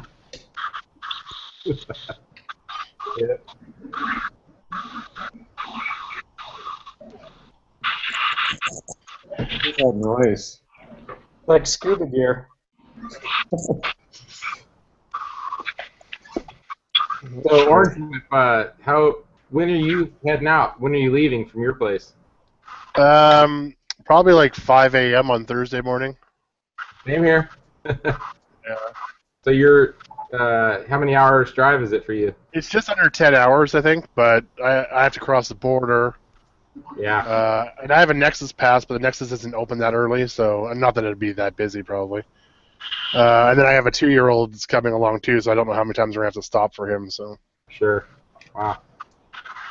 Yeah, it's about a 9-hour drive for me. So. I think I was there, I think I was there 6-ish or something like that last year. So, I mean, we're just going to make all our food the night before, and we're just going to, gas station is to stop. That's it. We're just gonna haul ass. Yeah. Gas station eggs the whole way. You can do it. We got Chinese food the other night just so I could get little portable packages of soy sauce, man. Perfect. And I'm not joking. We actually have all those. Yeah. Yeah. So yeah, it'll be a long day, but I enjoy driving, so I don't mind. Yeah, my son loves going on road trips with me. Usually they're only 2 or 3 hours. He always wants to hear the old stories of my BMX days or playing video games, whatever. So this will be an extended version of that this year. He'll get his 9 hours worth out of me. Yeah. Gak, is this your oldest or the? Yeah, my oldest, Seth. Yeah. That's cool. Yeah. He's a good kid. Yep. Nice. Yeah, he's ready to go. He's got his. I told him last year when I went. I think when I was maybe 45 minutes away from my house, I was up in the mountains and the radio started cutting out. So on my phone, I just got it like a month before that, and I put all my music on it only up to the letter G. It's like I just couldn't get past that. I never finished. So I'm like, all right, Green Day it is.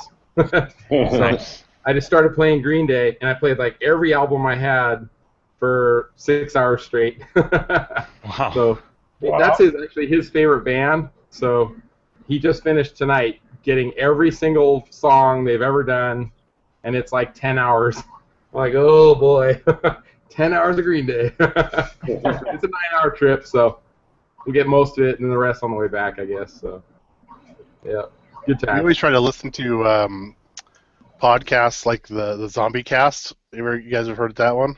Yeah. Zombie podcast. Yeah. We try to do stuff like that. Takes the time away when you're driving. Yeah. I'm going to be watching Simpsons Treehouse of Horror on the flight. Oh, okay. There you go. And maybe I'll do some work with the best of shows and listen to some Outsiders. Oh, yeah. Maybe. How's that going? How's the project going? I'm on episode 64, I think. So getting there. I've got a good chunk yet, but that's just timestamps. So I still have to splice it all in, and I've been working on some other videos and stuff, so I haven't spent as much time on that lately. The We Die video is in progress. My wife's been hearing me chuckle at my own editing in the other room, so. You laugh at your own jokes then? Yeah, I even put, because it's all '80s movies that I'm doing the splicing in the We Die moment from Last Starfighter. So, last night she comes in the room to say goodnight, and I happen to be doing the 1982 version of Annie, where she's singing "The Sun Will Come Out Tomorrow," and bet your bottom dollar that tomorrow we die. And I just lost. I was laughing. She's like, "I can't believe you're doing this. You're doing that to Annie?" Wow. Good. Yes, I am. So, did any of you guys happen to listen to tonight's Video Game Outsiders? No, I did not. I only caught like towards the end of it, and it sounded like him and Matt were talking about the differences between the audiences that listen to Video Game Outsiders versus Arcade Outsiders. It seemed like Matt seemed to think there was the arcade guys had some bitterness towards video game guys or something. That's the impression I got. That's all I caught, really. I never listened to that show. The only time I'd ever hear part of it was waiting for Arcade Outsiders. So yeah, same here. I've only listened to a couple live through, but I started listening to it kind of earlier in the year because I made it all the way through all the Arcade Outsiders, the back catalog, and so I was like, oh, I'll start listening to Video Game Outsiders. So I've made it like back to like before last Christmas, 2014. Wow. I'm working my way back, but yeah, I didn't even realize that the intro from Video Game Outsiders is basically the same intro that Arcade Outsiders uses, but with a different song. But I mean, John does the same shtick. It's the same shtick, yeah. Yeah, so I didn't realize that's where it came from, and so it's been kind of interesting, but I don't listen to it as intently as I do, well, intently, but it's usually background because I don't really play a lot of console games. I mean, I used to, but that's the thing for me. I don't know what games they're talking about because I don't. Yeah. And then like honestly, I don't find the other hosts that entertaining. They get into like a heated debate usually, but like I don't find it real funny and entertaining. Right. I listen to it at work. Listen to the shows, and I just like it when Matt and John, fight. That's my favorite part. Yeah, they fight hardcores, and sometimes John kicks them off the show and people call back in and shit. It's pretty funny. And Michelle is real sassy. She doesn't take shit from anybody, so she's kind of funny to listen to. Yeah. I don't know. I've been listening on and off throughout the years, and I think Andrew has too. Yeah. Right? Yeah. A lot of times I throw them on in the garage while I'm just doing other work and listening. Yeah. Yeah, because I'll be listening to like an old one, and John will be rattling off who's in IRC, and it'll be like, oh, 34K's there. I honestly never heard a podcast before Arcade Outsiders, the very first night that they did it live. Wow. I have a coworker who was always talking about this one podcast he listened to. They were kind of punk rock stuff. And I was like, whoa, podcast, yeah, that's interesting, But I never downloaded or listened to anything. And then when I saw on KLV they were talking about it, I'm like, all right, I got to check this one out. So, yeah. Well, podcasts are like 80-90% of all of our entertainment. Yeah. Oh, yeah, we listen to tons. My wife even pays like subscriptions to a bunch of them. Wow. Yeah, I mean, since then I've started listening to a lot of others. I'd listened to Adam Carolla for a while, and The Nerdist with Chris Hardwick. Oh, yeah. Jimmy Pardo's a really good one. He's been doing it a long time. I'm a big Kevin Smith Smodcast. Smodcast, yeah. Yeah. Was it a Smodcast episode where it might have been, or it might have been something else, but Kevin Smith has this long conversation with Jason Mewes about how he was so strung out on heroin or drugs at some point that he was convinced he was living with this girl. He was convinced this other guy was living in his mattress and, like, having sex with his girlfriend when he wasn't watching. God. I heard that Jason Mewes lived with Kevin Smith for a while. Yeah, for a long time. It's up until I think he had a kid. Well, Ben Affleck lived with him too before he became a big actor. He bought Affleck's house after he moved. Oh wow, okay. Back when they were poor, they're living at each other's houses and stuff. Yeah, I don't know if Mewes ever really got clean. He kept on going back in and out of sobriety. So he looks really weird now because he's had to have all of his teeth replaced from drugs, and so he's got that new teeth face. Oh no! He doesn't look like the same guy anymore. That's crazy. Yeah. Wow. It looks weird. Wow. Hey, Orange, do you ever listen to the podcast called Now Playing? We just started. That's a great one. Yeah, I like that one a lot. Yeah. They're doing a full retrospective on all the Quentin Tarantino movies, and they have really interesting research that they do, and they talk about things that you didn't even know about the movies and stuff. Like scripts, and I don't know. It's hard to explain, but it's pretty interesting podcast.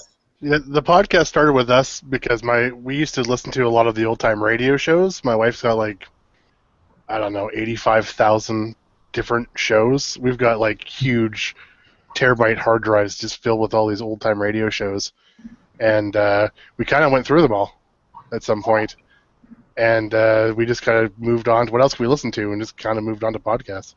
Yeah. Listen to a lot of podcasts. I'll be right back. The guy delivering Steve's marquees is here, so I'll be right back. Oh, sweet. What's that link you posted, Andrew? What? That's the picture of Jason Mewes, like a recent one. Oh, what's up with this it's safe for work. Holy crap! You're not kidding about that. Oh my god, that is so weird. Yeah, isn't that strange? Oh, his Was mouth. that guy in before? He doesn't look familiar to me. Oh, his mouth looks just like Yeah. The Joker. a clown. It's pretty fucking bizarro.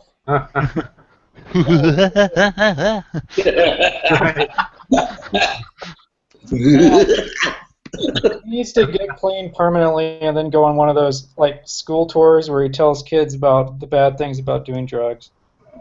Like, you're gonna wake up one day and you're gonna think this guy is having sex with your girlfriend and he lives in your mattress. If that doesn't do it, I don't know what would. Ironically, I just watched Mallrats like a week ago, so that's really weird seeing that photo. Wait, so that guy was in Mallrats? Yeah. Yeah, that's Jay. That's Jay. Yeah. Silent Bob. The long-haired dude. Really? Yeah.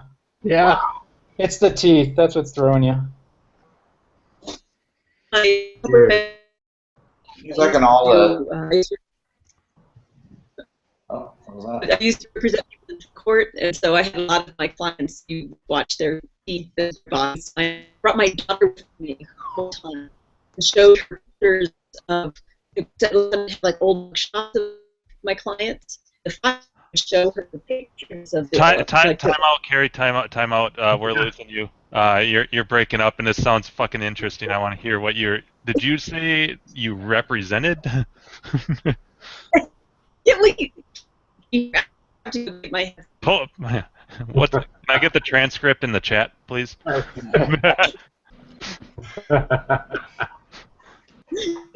you hear me now? Am I bad? I don't know what to do. I'm acting. I can get my headset. Someone else in Idaho is downloading a movie. Just in a few minutes, they'll be done, and they'll come in third. Yeah, exactly. Carrie, try closing Try closing some of the unused windows. Okay. And then she just drops out of our room. Oops. Got that window. I'm sure you guys remember the early days of the internet where the pictures are like dip, dip, dip, dip, Oh yeah. slowly loading. Just a still image picture. That was my whole life of porn. Right. Pretty much describes my teenage years. Yeah. My adult years. That's how I measure internet progress. It's a good thing the IRC wasn't like that back then. You know, people posting links in there just to see some of the shit that Andrew posts. Multi-part images, like where you had to download all 5 parts. Yeah, I got like 60 RARs to put together one image. Yeah, and then software had to recombine it for you, and then the PAR files, and then they're corrupt, and you got to repair them. Yeah, you have one bad file out of like 70. You're like, fuck! Then you got to repair it, or it's too far gone to repair. So we're still sharing pictures in IRC and stuff like that. It's just that the difference is that they were literally postage stamps. You had to use a lot more of your imagination when you were looking at them. Why am I still looking at Jason Mewes? He's freaking me out. I'm gonna close that window. I know the rotten teeth. Could you click on the second link? Oh, that's horrible. Oh God, why did you do that? Ah! Very. You can see the nubs of the teeth in there. It's so sick. Nice. That's a nice PSA for gingivitis. That's crack. There's 4 good ones in the front. You can still eat corn. And open. Okay. He can literally use just a toothbrush, not a toothbrush, a toothbrush.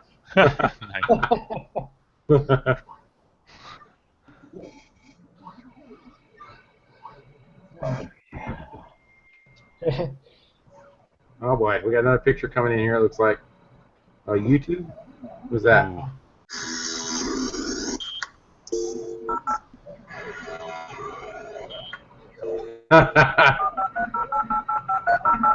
Like war games or something.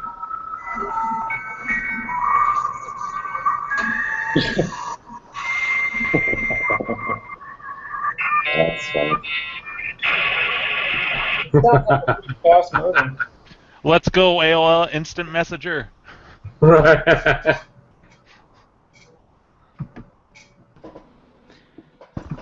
Oh, the good old days of dial-up. Singing the song on my modem. Well, I got 2 games. Since I haven't been on in 2 weeks, but I can share something.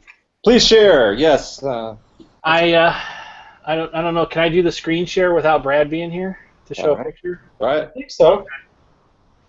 Let me try it. I went and picked up a Mr. Do in a Universal cab. Oh, sweet. And a Super Pac-Man. Oh, nice. Those look like they're in nice shape. Yeah, they are. I mean, the Mr. Do doesn't have a original joystick, of course. Right. Yeah. I don't see any lock bar holes drilled either. That's good. No, and other than the sign on the Super Pac-Man that says "Play at your own risk," which I think is really cool. I almost don't think it's ever been out in the wild. It's like one of the most cleanest original games I've ever seen on the inside. I mean, it looked like it'd never been cracked open. Look at the front, how clean it is. Yeah. The CPO's got some wear on the front there, in the front corner, but it's really nice. I took a lot more pictures. I can throw up a photo bucket album in the chat, but I got those 2 weeks ago on a Tuesday, so I didn't get home in time to jump on, and then I also bought another candy cab, another Sega. The second one? Yeah, so I can have one horizontal and one vertical. So where'd you find that candy? The second candy cab? Actually, another Clav member. I had a WAN ad up, and a guy local reached out to me. He had picked up. There was 2 of them on Craigslist about a year ago that were like dirt cheap, under $300. I think like $200, $250. Oh, really? Wow. But they were untested. They came from this last shipment that was like the coin-op store at Kingsley. That was I guess a kind of a bad experience for a group buy. Okay. It was a couple years ago. It was all over like the Neo Geo forums and stuff, and they had the AC cords cut, and so Ness Jess on Clav, he bought one of them, and he was able to wire in a new plug and put in a new fuse, and it was all good. And so this guy had gotten the other one, and he was flipping it to make some money, but I still got a really good price on it. But I was just like deathly afraid of this thing being DOA, once I got the power cord attached. So he actually let me splice in a power cord before I bought it to power it on. And so I went down there with a computer cord already spliced and had spade connectors on it, and had a security bit, took the back panel off, and was able to wire it in. And I brought a cheapy like a 16-1 JAMA board that I had, and just made sure I got video, and it was all good. So yeah, that's sweet. Yeah. So I mean, it needs to be cleaned up, and it's one of those Sega New Astro Cities, so it has some yellowing on the speaker panels and stuff that I'm going to need to repaint. And right. They're having owned nothing but wood cabinets, and then now having a couple of these, it's kind of a neat change of pace. It's so much easier to clean up, and it's just simple green and Mr. Clean erasers, and you can really, right. It's like, I know they're not for everybody, but I think they make really good JAMA machines because they're for sure. And if you can have one horizontal, one vertical, like next to each other, you're covered for all your JAMA modes. Yeah. So I'm excited. Just whatever you want to play. So do they make JAMAs that are just horizontal and another one's just vertical? Yeah. Okay. Well, and the Astro, I think you can rotate the monitor in there too if you want. Oh yeah. So the cabinet's not. Yeah, you just it's maybe 8 screws, and you just lift and turn, and put the mounting ears back on. So I heard it's. I mean, they're heavy, I think, to do because it's a 27-inch tube. Yeah. But they're in a cage, so the neck's protected, and it's. There's not a lot of cables connected or anything. I think it's it can be done as a one-man job. So we'll see. Oh, where did you find the was the Super Pack and the Mr. Do? Was that Craigslist finds or just other clobbers or friends? Yeah, actually, I've been meaning to tell Chris this. I mean, Chris and I talk all week long, and I keep forgetting to tell you this. Yeah, I'm like, hey. Oh, well, yeah, I didn't tell you about the games either. Sorry, Chris. All good. Actually, so I drove to Fresno, which is 3 hours. Yeah, that's a long south ways. of me. It was the haul, and so to make the story as quick as possible, these popped up on Craigslist, and there was 3 games in the ad. It was the Mr. Do, the Super Pac-Man, and a Mario Brothers wide body. And they were okay pictures. The Mario Brothers wide body was probably the one in the worst condition. Yeah, you could tell the overlay was all kind of coming off, and it looked like it was a little bit more scuffed and beat up. And none of them had monitors. None of them had any pictures on, so you couldn't tell, what it looked like. You could see the Mr. Do had a very heavy screen burn in. And so I immediately, it was like 10 o'clock at night, the guy just had a cell phone. I texted him real quick, asked if he had any other additional pictures. He just sent me like high-res ones of what he had. And I said, hey, I'm 3 hours away. Can I come tomorrow? When can I come? And he just kind of left it with me. He just said, call in the morning. So I was a little unsure of what to do. I really wanted that.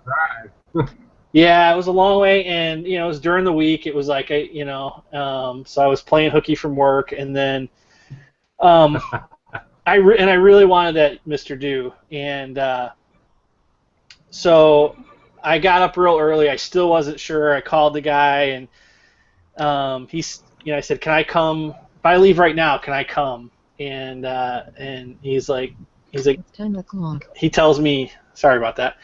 He says, he goes, well, they're at my church, my dad's the pastor, and you got to call him, and if he says it's okay, come down. So I had to make another phone call. I felt a little bit better that it was in a church, and got in the car and went and made the decision to go. I actually talked to my wife, and she gave me a blessing, so that made it easier.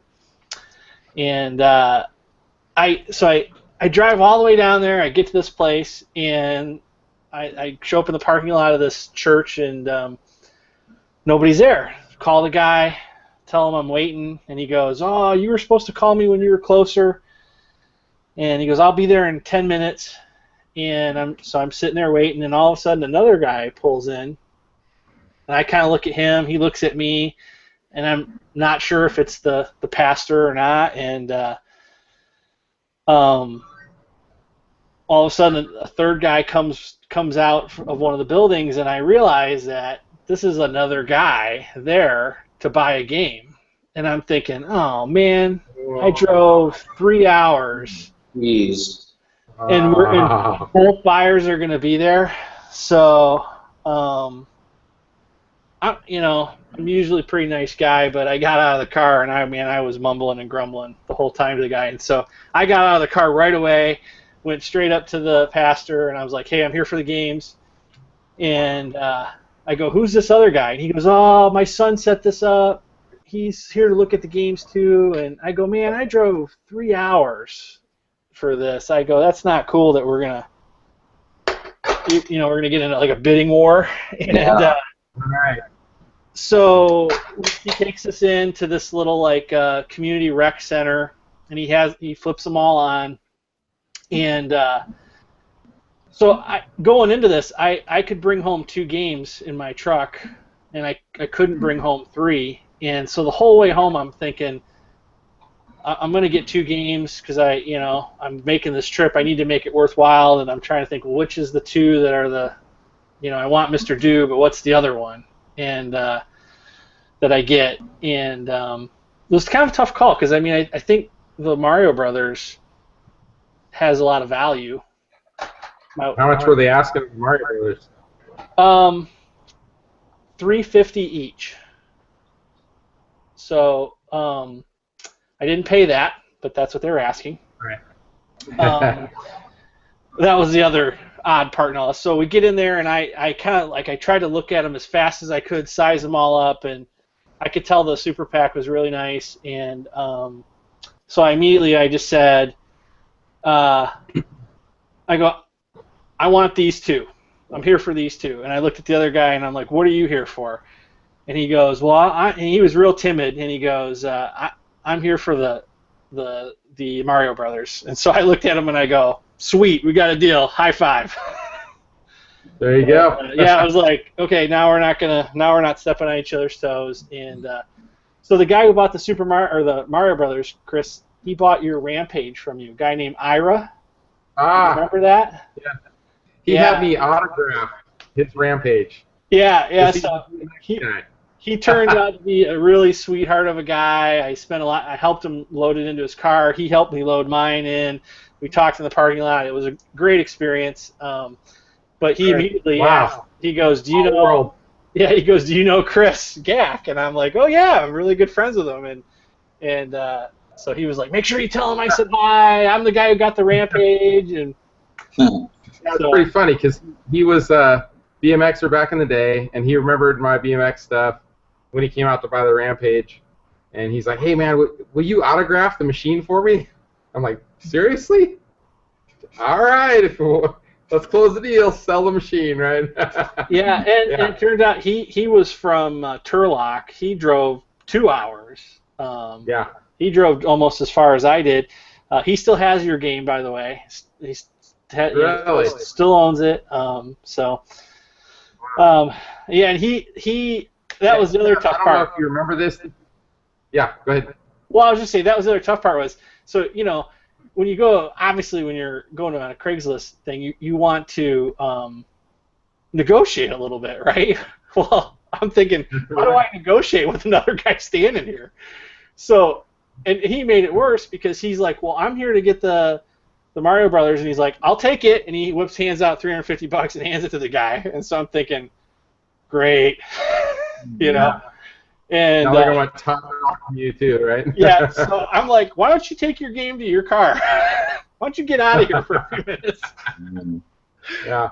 So I was like, leave for just a few moments so I can talk to this guy. So. Was it a nice Mario Brothers? Was it good condition? Well, and I think I made the right decision. It was missing the back door.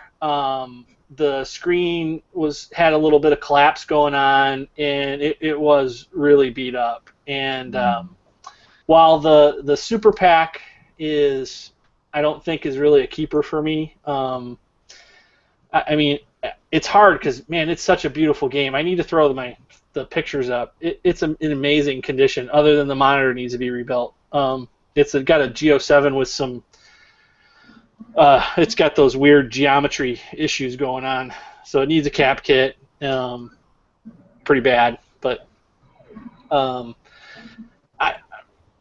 mean, I don't know. I own a Mario Brothers and a conversion, a really nice one. So that was the other part of it too. Didn't make a lot of sense to buy another game that I already had. So This was a wide body. Okay. And unlike probably the rest of the world, I'm probably in the minority. I'm not really a fan of the way the wide body looks. I don't know. I don't really like it. So. I like a skinny body myself. Yeah. I have a question for you guys. You guys should probably be able to answer it. Somebody here could. I saw on Craigslist this week one of those Donkey Kong cabinets that has like all three, and it has a marquee that says all three. It says Mario Brothers, Donkey Kong Jr., and Donkey Kong.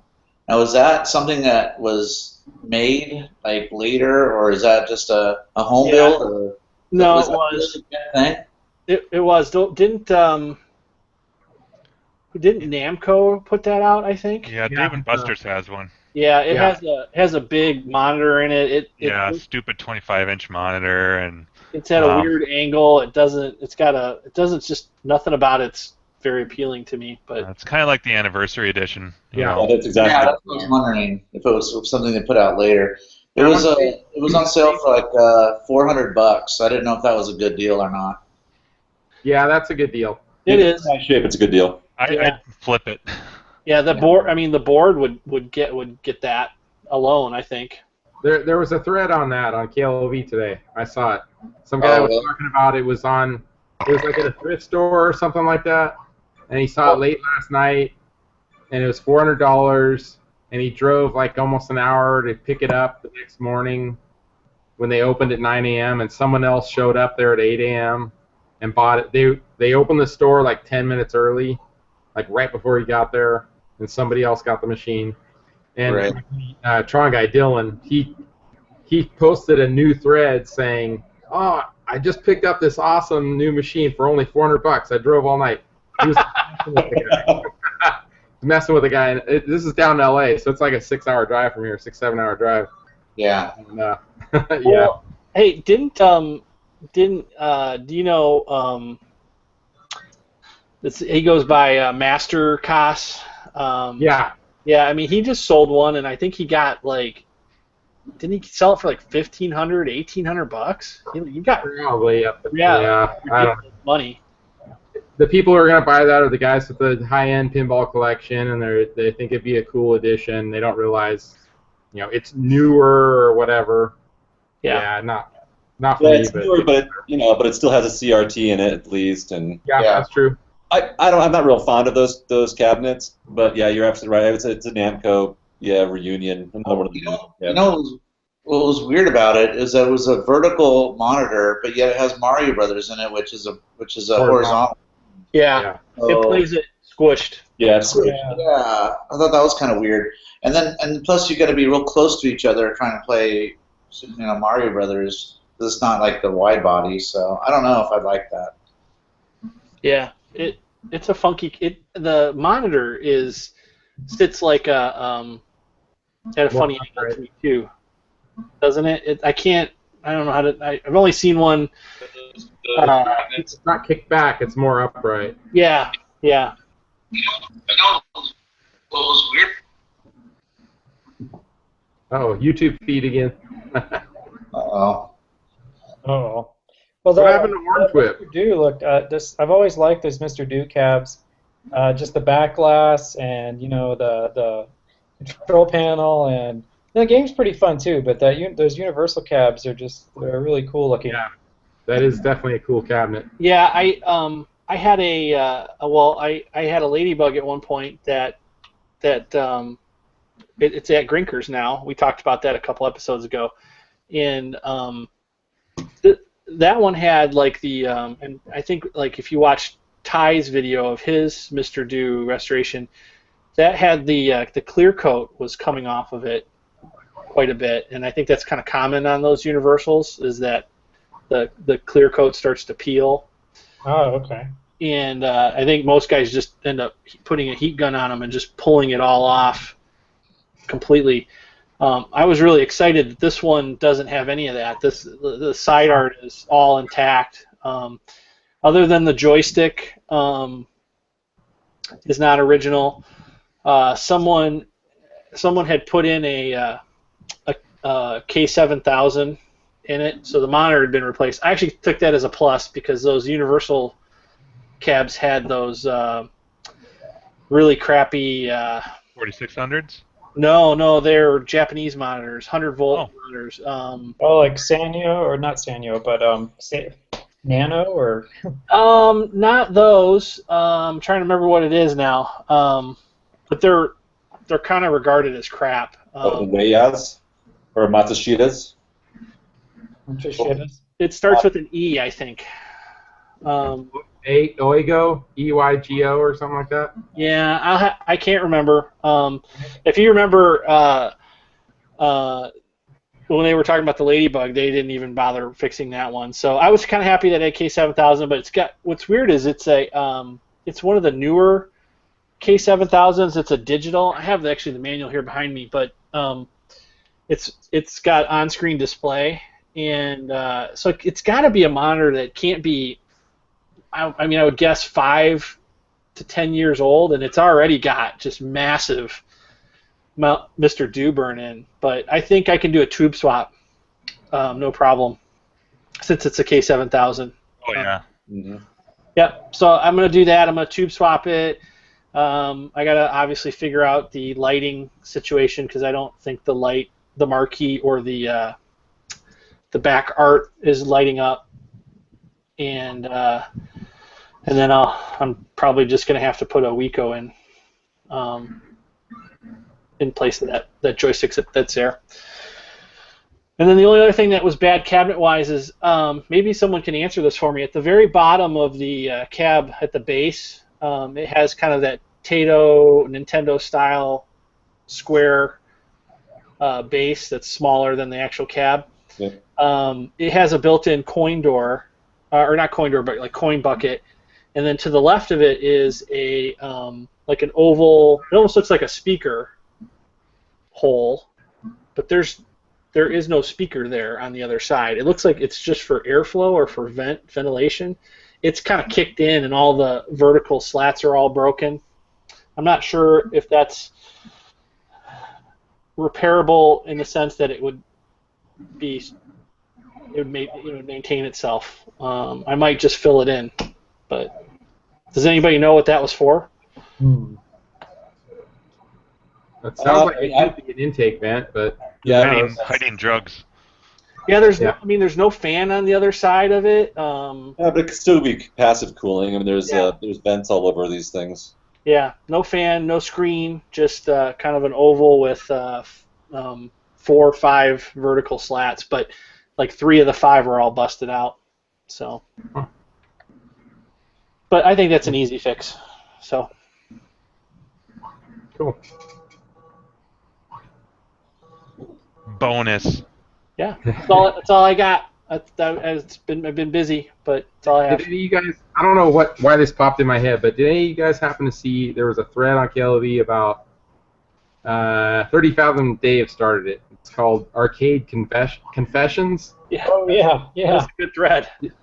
Yeah. Have you guys seen the post the guy made about finding $75,000 of gold jewelry in his arcade machine? Oh my God. I was like, holy shit, $75,000. Wow. And he swears up and down that it's a true story. He said I think he owned a business or something, or owns one, and he had some taxes he had to do, whatever. He paid off his taxes and then bought his wife a new ring or something like that. But $75,000 in an arcade machine. Yeah, and then didn't he say he sat on it for 3 years just to, yes. So you read that too, okay. Yeah, just to avoid craziness. Holy shit. I think the sitting on it for 3 years it would be just as hard. Yeah, tell me about it. Crazy talk. Well, he sat on it for 3 years in case someone came looking for it? Yeah. Okay. I think that was what he was saying. He was waiting for somebody to claim it. Yeah. But I think ultimately it was like the police officer told him or something. If you bought it as is, where is, or something like that, and once the transaction is complete, it's your possession. Like unless it was stolen property or something, right? Right. Yeah. Yeah. But yeah, crazy. Well, how about the post like 2-3 before that, where the guy said he was I forget, what did he say he was doing? He was swinging an axe, and he missed and hit his foot. What? Oops. Yeah, I have to go back and read it, but he said he was trying to knock something with an axe, and that he swung and missed, and he went right into his foot. Wow. I would die if that happened. My wife would come out and just find me passed out with an axe in my foot.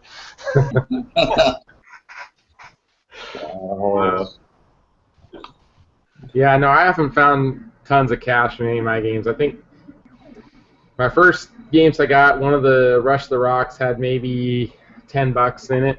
Like there's the big monitor bezel that swings up, the green shroud thing, and a bunch of quarters were all stuffed around that. So once I swung it up and looked underneath, and I could see behind it. So dug all those out, but that's probably about the most. And then there was a miniature golf course that closed down a few years ago, and I caught word from a couple friends of mine that he was selling games, and it was Terminator 2, and so I got it for $50. It was semi-working, like you could turn it on, but the guns weren't registering right or whatever. And I'm rolling it out of there, and there's all these tokens falling out of the back of it. Like, hey, wait, those I'm supposed to keep those tokens. I'm like, this thing's mine, buddy. This is my game, So there was probably at least 100 tokens in it, maybe 150 tokens. I still have those in a bucket somewhere. Wow. Yeah. So that's probably my biggest find in a machine, I guess. This Mr. Do was the best I've ever had. It had $18 in it. Nice. I was giving the pastor a bunch of crap. I was like, "You're charging the kids for these games?" He's like, "Oh, no, it's all for fundraising." And I'm like, "Oh, I thought for sure they'd all be on free play." Right. Yeah. Huh, crazy. Fundraising. Right. So 34K, you gonna pick up that Sinistar cockpit? It's only $3,000. Yeah. I think it's gone. Is it? Oh, really? I haven't seen it back up there for a while. To be honest with you, that's how much I sold mine for. Wow. Yeah, you guys were all shocked, but I wouldn't be surprised if someone actually went and made an offer on that. It's a great collector, man. People pay lots of money for that kind of stuff because it is really rare. You don't see those pop up. And that one was in really nice shape. I didn't see yours, but the one that was posted here, they said it was fully restored. Looking at some of the details in the pictures, I would have said that it's not fully restored, but it was clean. Like 8 out of 10, maybe. Yeah, a good solid 8 out of 10. Everything looked like it was there. Wow. Mine was not restored, and I'd probably say it was more like a 7 out of 10. But I tried to be as descriptive as possible and as many photos as possible to the buyer. He made me the offer. It was not for sale. This other person wanted it, so okay, gone. Money you just don't say no to. Yeah. Yeah, it's definitely man. I mean, it's such a wild-looking cockpit. Yeah, for sure. The fact that it's a 2D game is the only kind of thing about it that's a little bit weird. But I don't know. The cockpit's so cool. I don't think that would bother me. You mean you'd add it to your cockade? It would be in the cockade, yeah. Perfect. Cocks everywhere. Great. Lining the walls with cocks. I'm walking around telling everybody I know, I have a basement full of cocks. Line them cocks up. Wouldn't brag about that. That is weird, though. It's not like Star Wars where it's a cockpit game where you're flying. Right. Yeah, it's a TV looking down on a ship. So it's kind of weird they made a cockpit out of that game. Well, Spy Hunter's cockpit. That's true. Yeah. That's weird too. Yeah, but at least you're driving, so you kind of feel like you're in a vehicle with the steering wheel and everything. Whereas Sinistar, you're just kind of joystick is flying a little ship around and. Well, didn't they do Omega Race as a cockpit too? Yeah. Yep. That's another weird one. What was really cool about the Sinistar, though, it's got the surround sound, and then it had gauges and stuff that light up around the bezel. Oh. The control panel or something. So it kind of immersed you into the game, even though it was. Isn't there a control on at your hands, like where you sit? Isn't it off the Omega Race you're talking about? Omega Race is that way. Okay, yeah. Yeah, I think that's the Omega Race. And like Star Trek. Okay. Captain's Chair. Oh, Captain's Chair. That thing's awesome. Yeah. I love that thing. But to the Spy Hunter, though, 34K, when I got mine, I was all excited to have it. Same guy who has the Tron prototype is who I got that from, and really stoked to have it.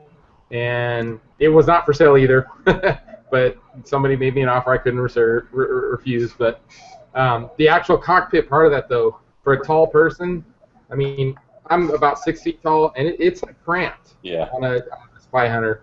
The Star Wars cockpit's got a little more room, and the pole position seems fine, but for some reason the Spy Hunter just felt kind of, you're like in there like that, Yeah. I wish they would have, allowed adjustment on the seat or something for adults, but that'll fit in really any cockpits. Yeah, I imagine. I have to play Star Wars. The first time I played it as an adult, I had to play with both legs sticking out the sides. He was sitting down straddling the thing. And playing pole position at Grinkers is a pain because it's like I'm playing basically with my knee up here. I'm not going to post a good score.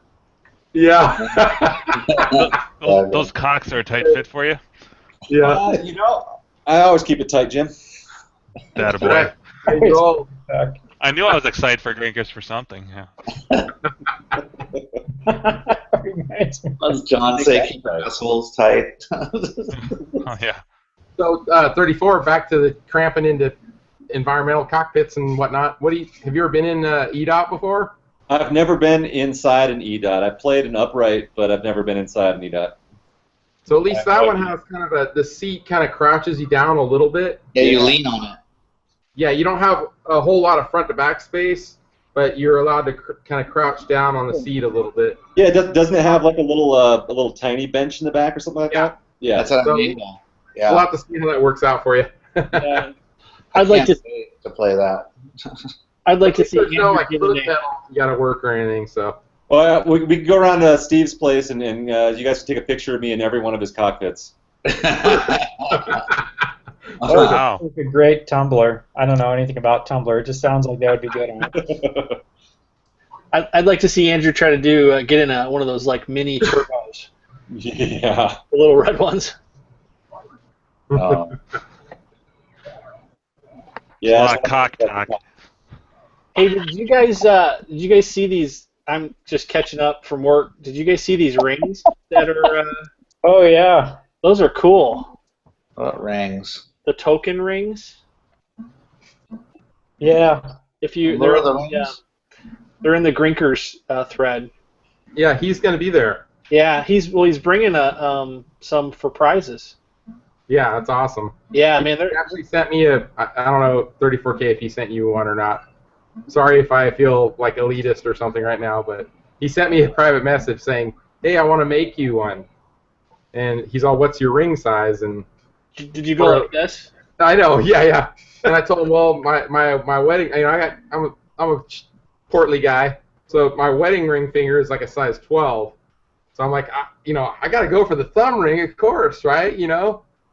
So I said, "Can you make a 13?" And so he said, I think that's the largest size he could make. So he made me a Pac-Man one. Yeah, those are cool. Yeah, very cool.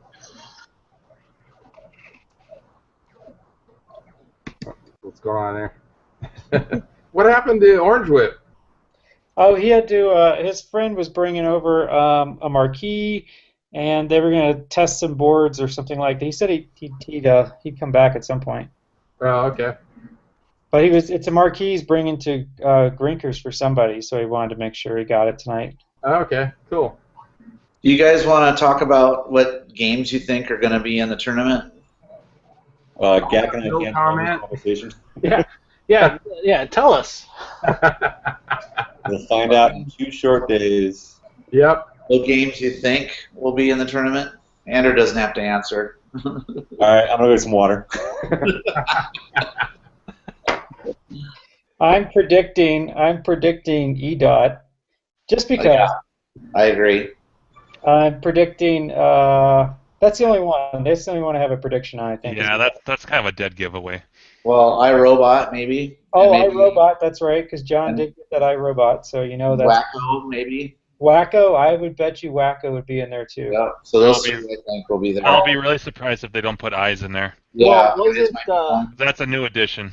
wasn't Wacko though just in Chris, Yeah, you can confirm you this. had Wacko in front spot. Wasn't that at Brofest? Yeah, it was. Oh, it was. Okay. Yeah. So maybe it won't be. Well, I don't know. What other new games has Grinkers picked up? Steve was posting those weekly threads, but I haven't seen one lately. I'll do a safe pick, pole position. Yeah. It's probably a good bet. Again. Will there? I wonder. Is there? Can you answer this? Will there be a pin in the tournament? Yes. Okay. One pin. One pin. I believe they try, at least at Grinkers, they try to have one pinball in the main tournament every time. I kind of like that. That was cool. Yeah. I did too. That was cool. That was the first time I ever played Earthshaker. That was fun. Earthshaker last year. Yeah, I believe we actually tried to get a pin in the Brofest tournament, but there was something up. Like the two pins we picked from, there was issues with them or something like that, and then they said like, oh, that's that's right. The pins we wanted to do were like on the different floor or something like that. Not a pain. Like the better pins that are more fun to play weren't on the main floor where all the bids were. Right. Yeah, it was just nah, let's not do that. So. What pins does Grinkers? I know they have a black hole, right? I think there's a black hole. They have a Terminator 2, F-14, Earthshaker, Cyclone already. They had a pin. Did they have a Bride of Pinbot or a Pinbot? Yeah, they one of those. I think were there. Yeah. Yeah, they had Bride. I want to say they had a Cyclone. Was I on there? I think I saw that. I might be wrong on that. There's I got pictures up from last year. I have Well, there's a game list. We could look at it. Cyclone, Black Hole, Pinbot, Terminator 2. That's all the stuff by the bar, I think. Yep. Yeah, there's two areas of pins there. And then there was Star Wars. Well, that's right. Star Wars in the back corner. Yep. Was that the Data East? Yeah. Yeah. Star Wars, Earthshaker. I'm trying to remember what was. Oh, Comet. Yeah. Oh, that's right. And wasn't it F-14? Yep. Yeah. F-14's there. And Baby Pack. Yes, I was just gonna say that. If you want to That was in the tournament. Yeah, well. Oh, that game's so hard. Yeah. God, it's so hard. Kicked my ass. I wish that Pac-Man would go, maybe 25 to 50% faster. Oh, I know. That's what makes it so hard. It's a little slow. It's like too frustrating. They should make a speed-up chip for that. Yeah. Somebody talked about doing that, but then it's like, then it might get too easy, Yeah. The gameplay is already kind of meh, That's what happened with the one I have here. I'll say, what do you got there right behind you? As he says that with it one in the background. So the guy, there's a local pizza place to me. Actually, you guys know what Groupon is? Yep. Yeah. Okay, so there was a Groupon deal at a local pizza place. This is probably a year and a half, 2 years ago. And my wife and I went there. As soon as we walk in, of course, I gravitate if they have any video games or pinballs. I'm like, whoa, they got a couple games in here. And I noticed the pinball was dead, and they had 3 bids, I think. And so I, talked to the guy there, and he wound up being the owner. And he's all, yeah, I own all these machines. And he's all, yeah, the pinball went out at 6 months ago, and the place that used to service it is no longer in business. And I said, well, hey, I do some of this stuff, and I have friends that know how to do it too. If I can't do it, maybe we can work out something. I'll see what I can do to help you out. So I wound up doing kind of a trade.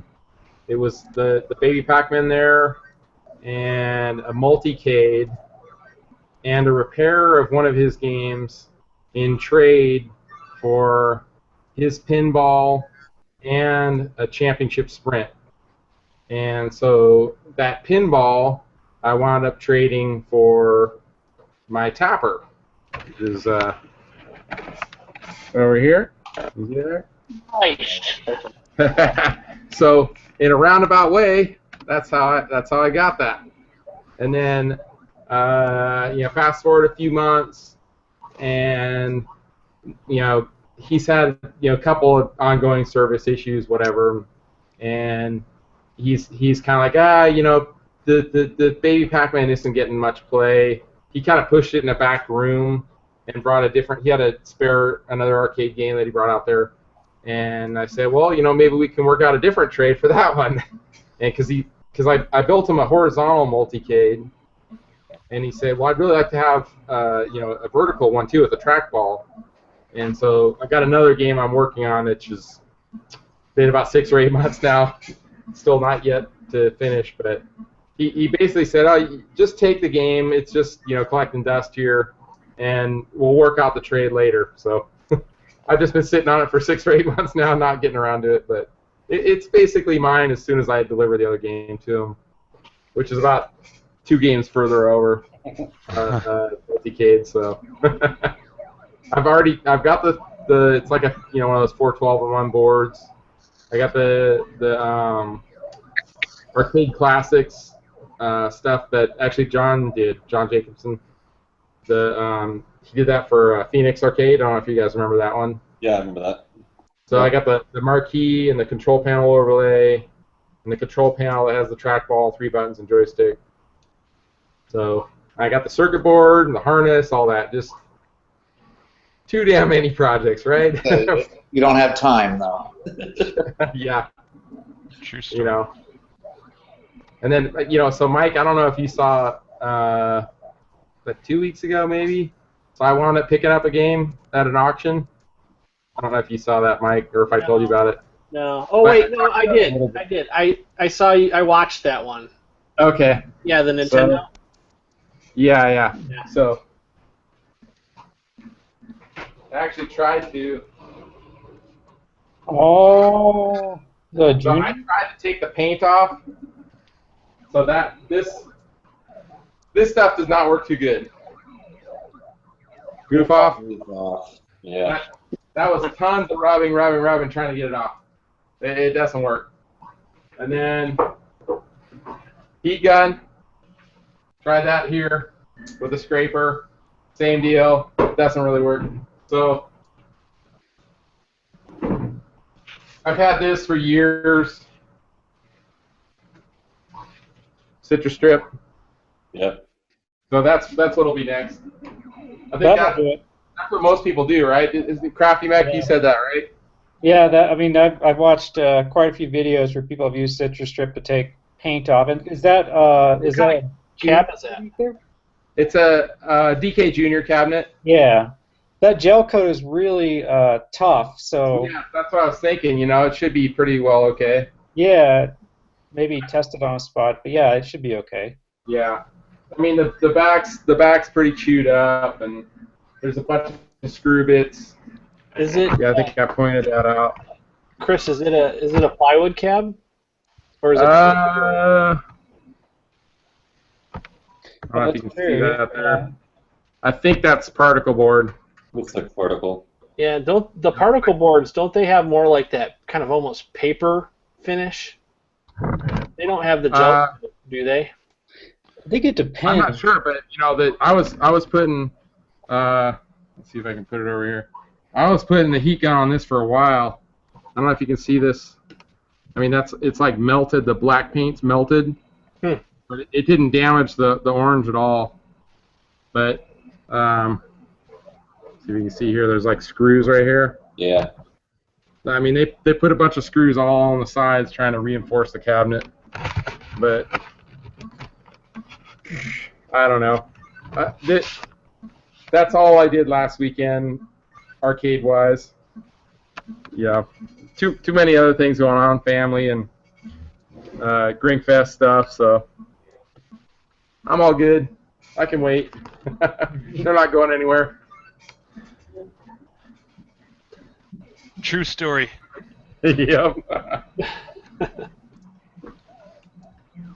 All right, I need to go to the bathroom. I've got On the grass, like Dave? I've got corner of the basement. This is empty. Whoa. We're missing And I've some seen grass that peel. it's like that much twice. So it's time to let it work its way out. What is that? 3 pints? It's a 1 pint, I think. So it'll fill 36 ounces to about there. Yeah. Nice. It's like the boot. I got one of those boots. That's like There's the Polliner Oktoberfest. It came with like a pint can of beer in it. So, Wow. if I feel like just having one glass, this is the way to go, right? Absolutely. I'm just having one beer. Just I'll one. be back in a couple minutes. Sweet. So, does anyone who's coming to Grinkers happen to have a joust bezel?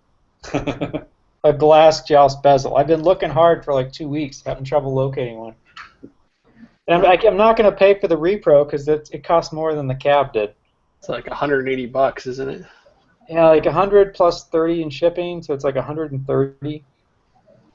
So it's like, yeah, I paid $100 for the cab, so I can't bring myself to do that. I'm surprised you can't find one. It seems like I see a lot of joust glass on non-joust games. Yeah, well, it's the glasses. The artwork's not really that remarkable. So I'm kind of like, why? It's not like collectible or just wacky or that, it's kind of abstract. Yeah, I've been looking on eBay. I put a want to buy in Claw. One will turn up eventually, but it doesn't even have to be that nice. I mean, I'll just novice the crap out of it. I have a question for everyone. I'm remodeling the garage to be a game room, and I had electrician come out and put two 20 amp circuits, and I have 6 outlets on each circuit, and I had them wire them into a switch, each individually into a switch. There was a thread recently about turning on all your games on at once. Yeah. Am I going to be in trouble if I try to do that? How many games are you going to hang off of each circuit? Well, I mean, I at the moment I've got 15 games, so it would be split. So I mean, I think they say like between 8 and 10 per 20 amp is probably about as much as you want to do. There definitely will be some inrush when you first power them on. But I mean, do I want to avoid turning on 6 games at once? 6 should be fine. Okay. I would say even 6, 8, any more than 10, I would be concerned about the inrush on a 20 amp. Yeah, I mean, I feel like I'm at the point where I don't think I'm going to be much more than this. And there's lots of options out there too if you wanted to set up like remote switching on. Yeah, I've looked at all those. I just wondered if that's what I kind of thought I was avoiding having to do that by the way I did the electrical work, but then this thread kind of popped up about how bad it is to turn on all your games on at once, and so it made me think twice. You should be fine. I mean, if the 20 amp circuits are, if you've got good breakers on those, good new breakers should be fine. So it's not an old ass breaker that's been scraped a bunch of times and has gotten weak. It's a new panel, new breakers, new wiring, everything new. So yeah, you should be fine. If it's all code, then you should be fine. Yeah. You had an electrician do that? I did, yeah. How much did that cost? Because I'm going to be doing that to my arcade room. Well, I had him do a little bit of other additional electrical work. My garage was kind of I don't want to say a mess, but everything I had in the garage was running off of one circuit, which was and it was a GFI circuit. So the garage doors, we had 2 refrigerators in there. I have a compressor. So I've never been able to turn on all my games at once ever. I mean, as soon as I'd flip on 3 or 4, I'd pop the breaker. Pop it, yeah. So I had him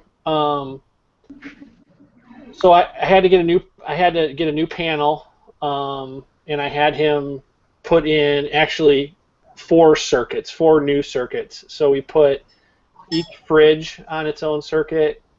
We kept the garage doors on the existing GFI, and actually, I'm sorry, I did 5 circuits because I had him put the compressor on its own circuit, and then I got the 2 new ones for the arcade, and they put in 12 outlets and 2 switches, and hey, I got the quote right here. Should be good. Should be good. I paid $1,800 for that. Okay. Doesn't seem unreasonable. Yeah, I didn't think so. I was going to do the same thing with 2 breakers, but probably have 3 outlets, 1 on each, maybe 4, I don't know. So something very similar. But the only thing bad is I have to have it run all the way from the garage to outside and then back into this room. So it's going to have some outdoor,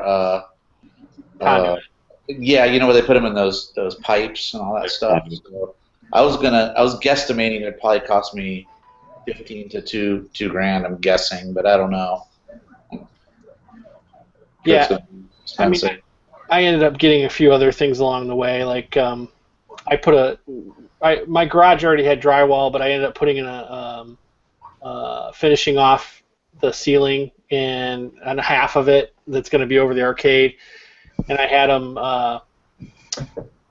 basically build an attic up above there for storage, and we ended up putting in an attic fan that got added in, and he did that with, it was no extra charge other than the charge of the fan. So, and they ended up putting another light up in the attic. So I got a few other things along the way out of it.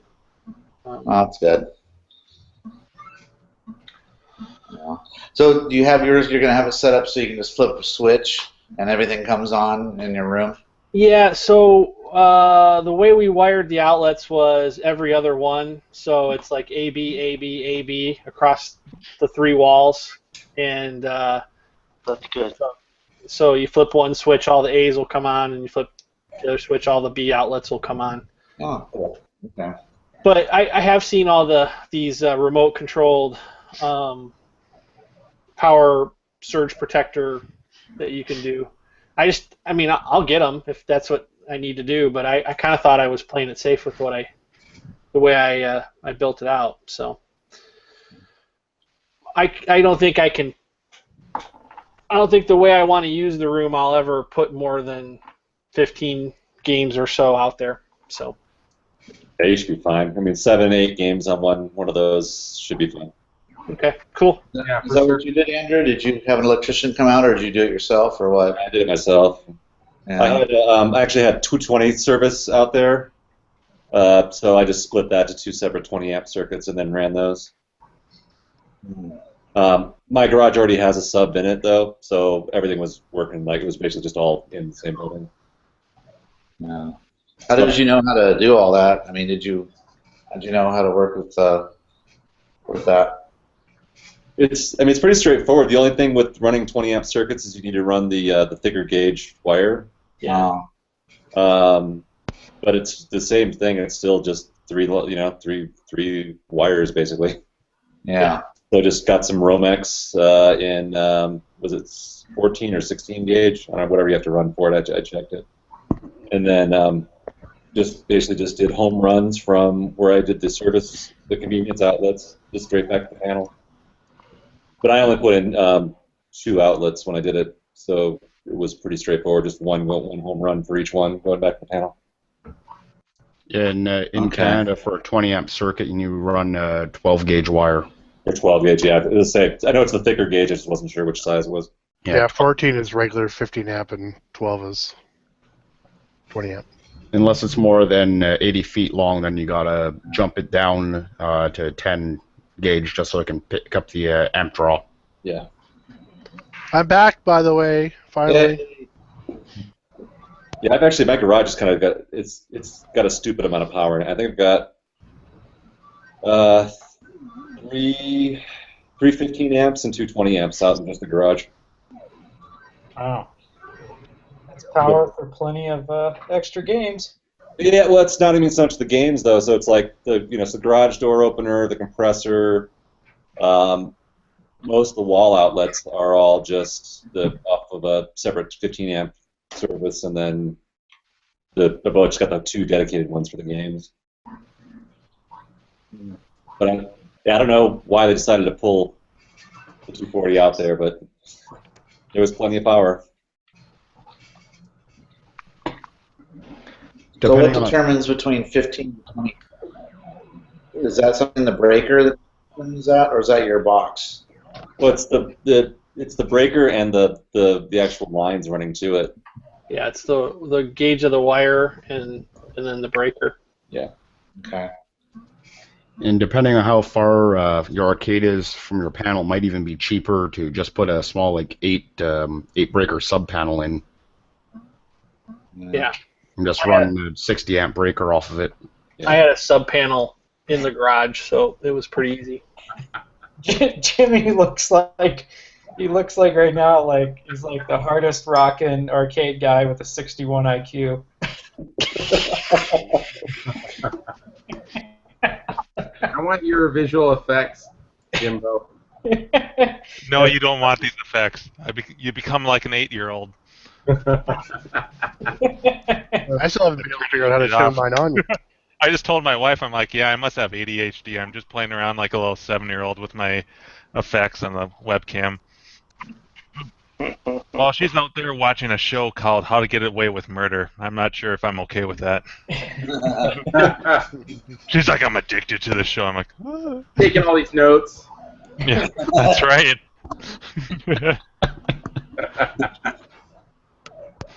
Little do I know. So if you don't show up to Greenfest, we know what happens. Yeah. Mm-hmm.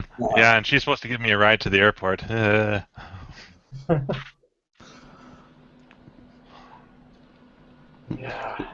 Just in case, where are the top 4 places you would bury the body? So we know where If to I send find that list, I'm getting the hell out of Dodge. For those of us with iPhones, if you've ever asked Siri to ask Siri, where do I bury a body, it will actually pop up with metal foundries. Wow. There's a lawsuit waiting to happen. That's a little dork.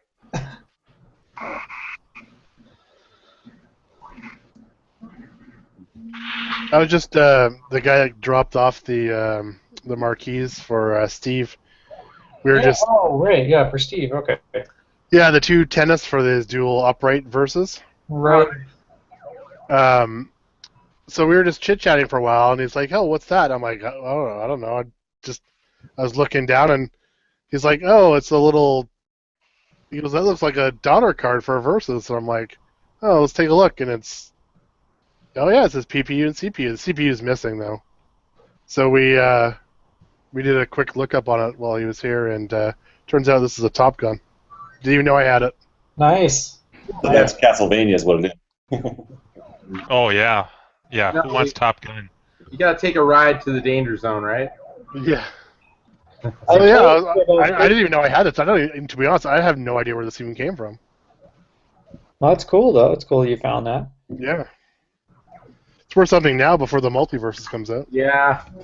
Well, I guess there's lots of good things, but at least you still have to have the PPU and CPU, right, in order to get that to work. You have to have a PPU and a CPU. Doesn't matter, mismatch, whatever, right? Apparently, yeah, it'll take any PPU. Nice.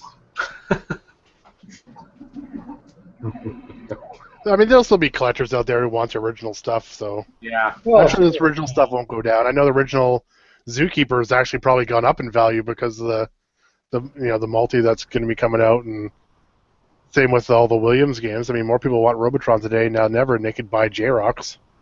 Yeah. And if you just want to run like Castlevania and Dr. Mario or something like that, Right.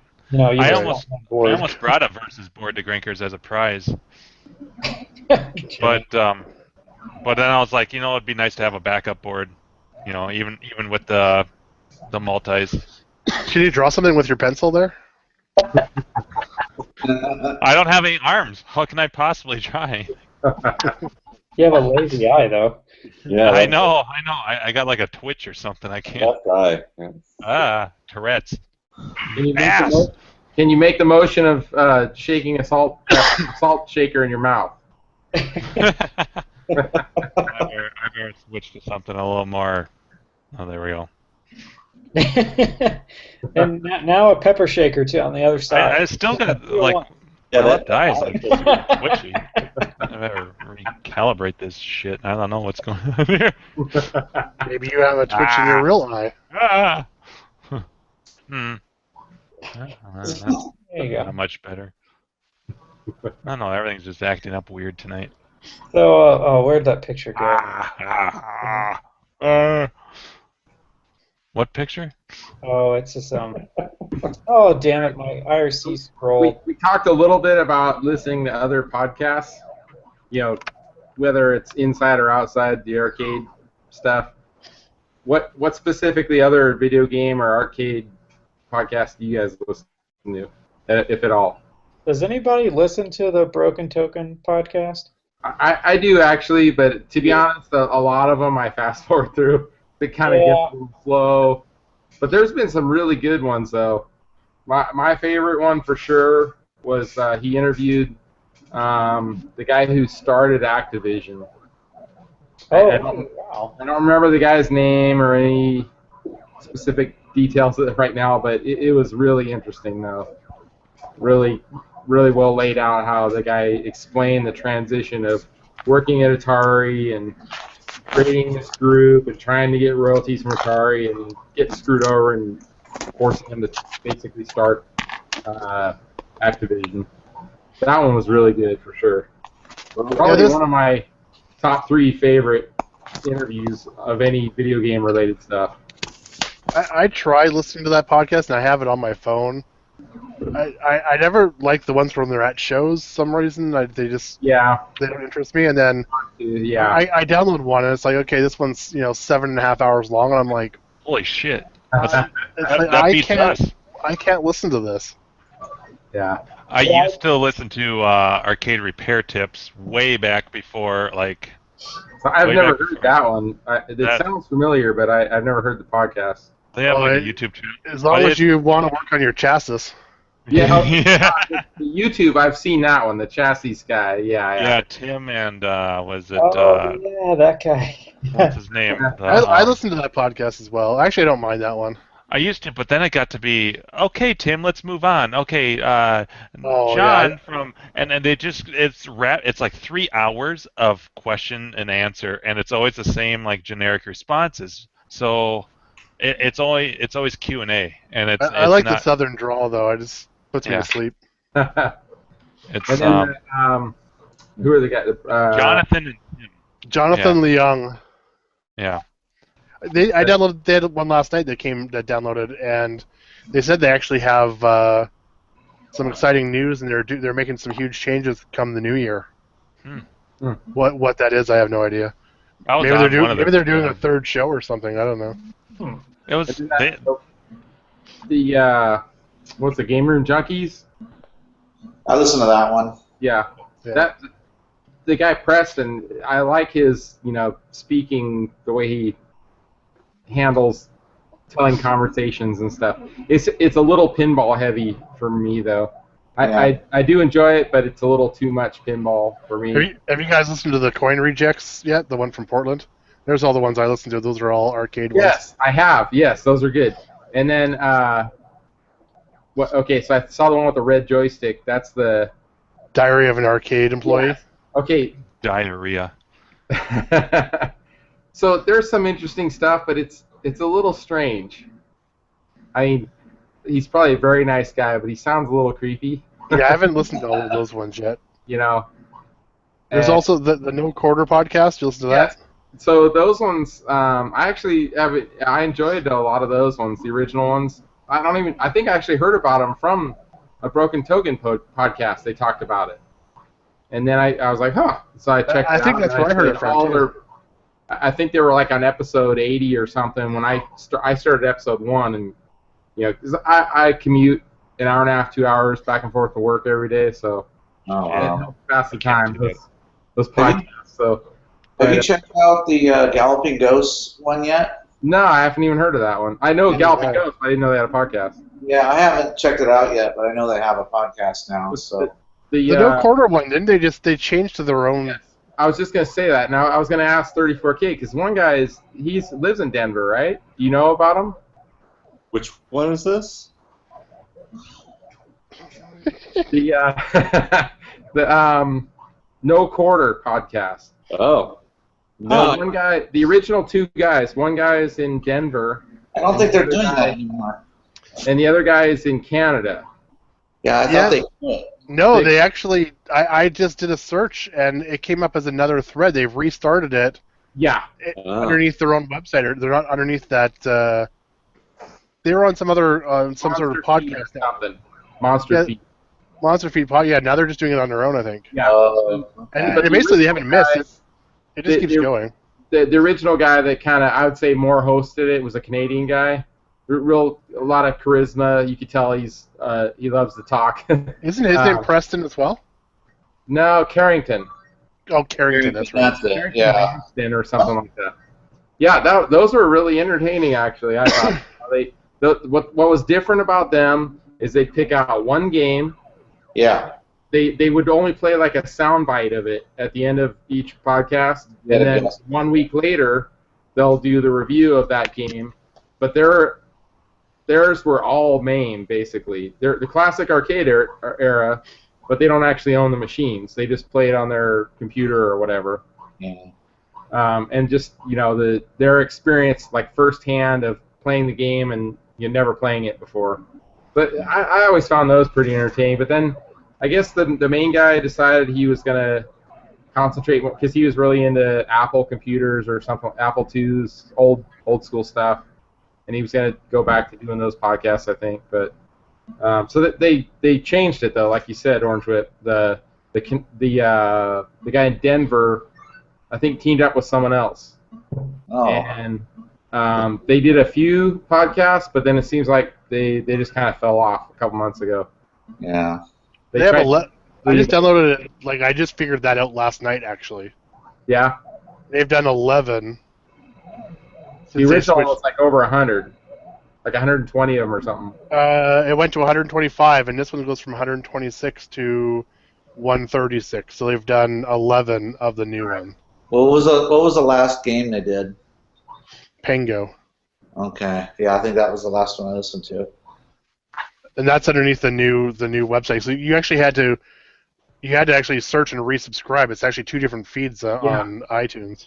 Oh, weird. And then they talked about that. There's another one called like 10 Pence. 10 Pence Arcade. Yeah, I follow that one too. I tried to, but it's just the foreign, the British accents or whatever. It's just too hard for me to follow. They haven't put me to sleep. What's that? They help me put me to sleep at night. Yeah. I love having those accents. Yeah. They've done 46 podcasts so far. Wow. Well, if you dig back into the Broken Token library, I did an interview with them about the TPG, and it ran it was like an hour and a half. And so I asked them, well, so you're gonna cut that down, right? It'll probably be like a 15-minute thing. Oh no, we're gonna put the whole thing in there. Yeah. That's the great thing about podcasts. Just run it. Who cares? Just if you don't like it, fast forward. True. People just fast forward. Right. Do you remember which one that was, Crafty? I don't really. It was before. No, it was not long after Grinkers last year. Maybe like December when we finally did it. But yeah, it was just all about the TPG and various things, and me kind of rambling for an hour and a half. I want to hear you rambling for an hour and a half. Damn it. Yeah, it's in the description. So. Oh, is it? Yeah. But I would look around December of 2014, although it probably didn't come out till like February of 2015 because they had some big pinball show they went to, and they did like a 3-part podcast. So it was a couple. So early 2015. If I find it, I'll post a link. I'll go look for it.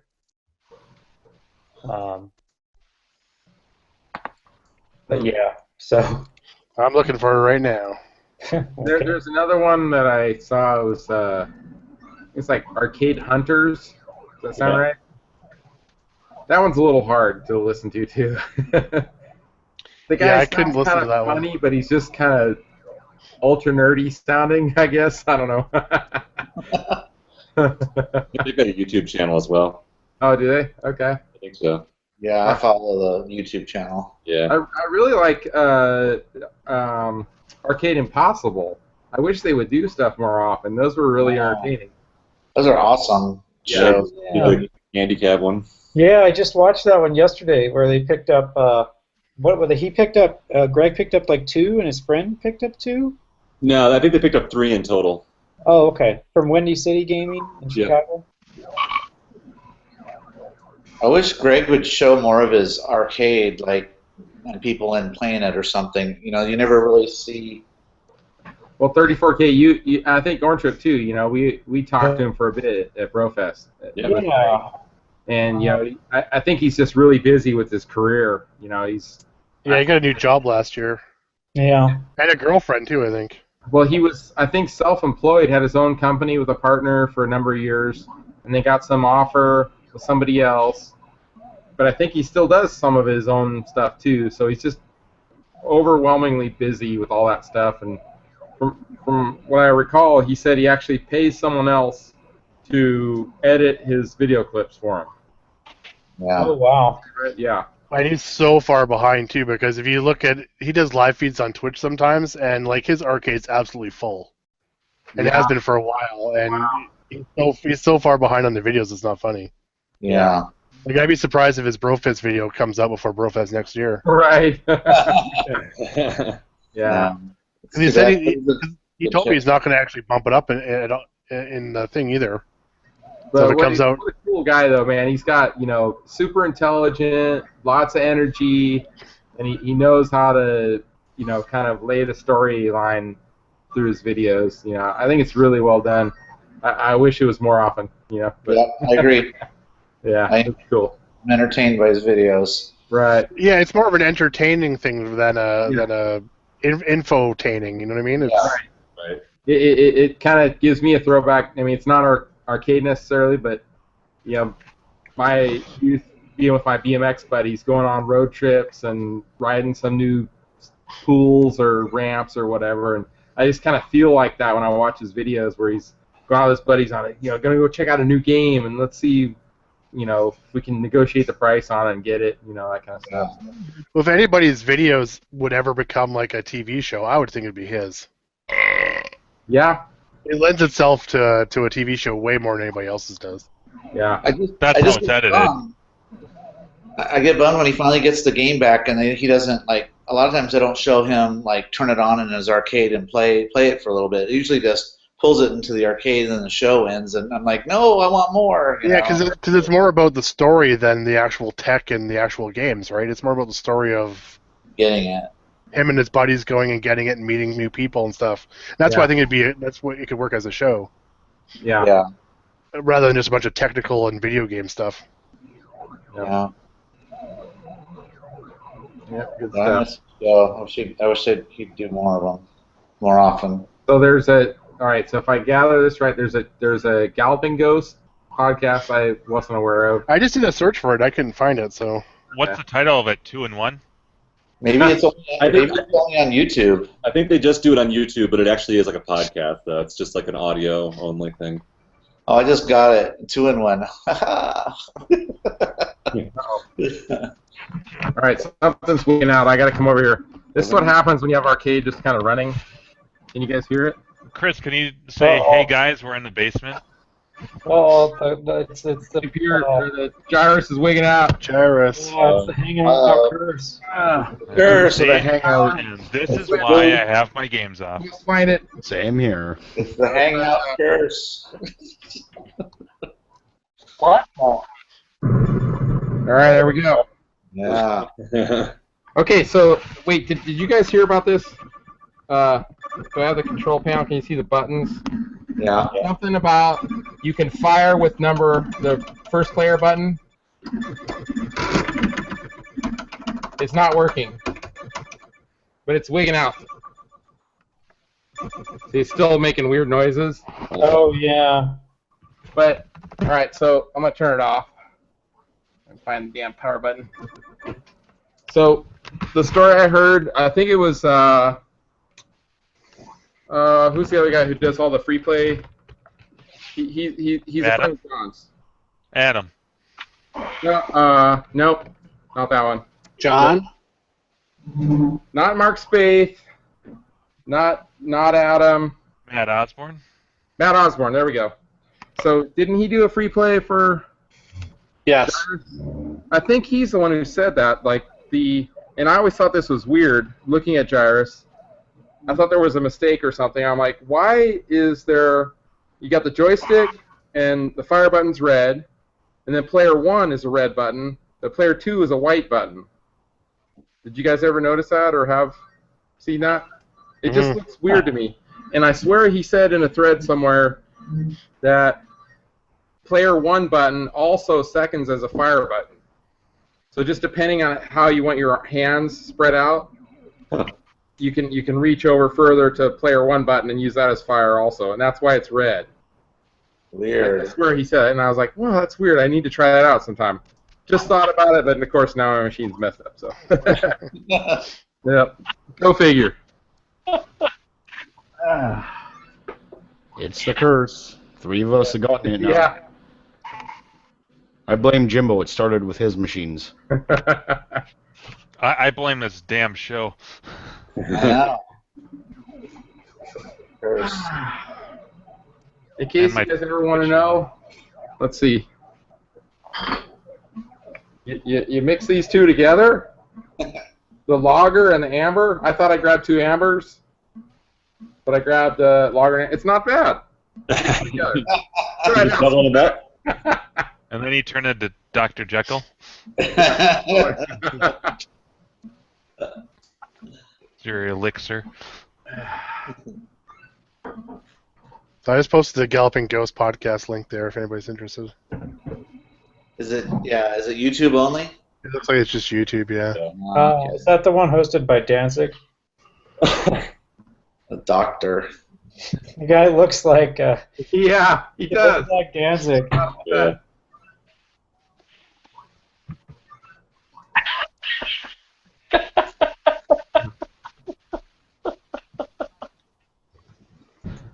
I'm going to try to get this up as a podcast one of these days, too.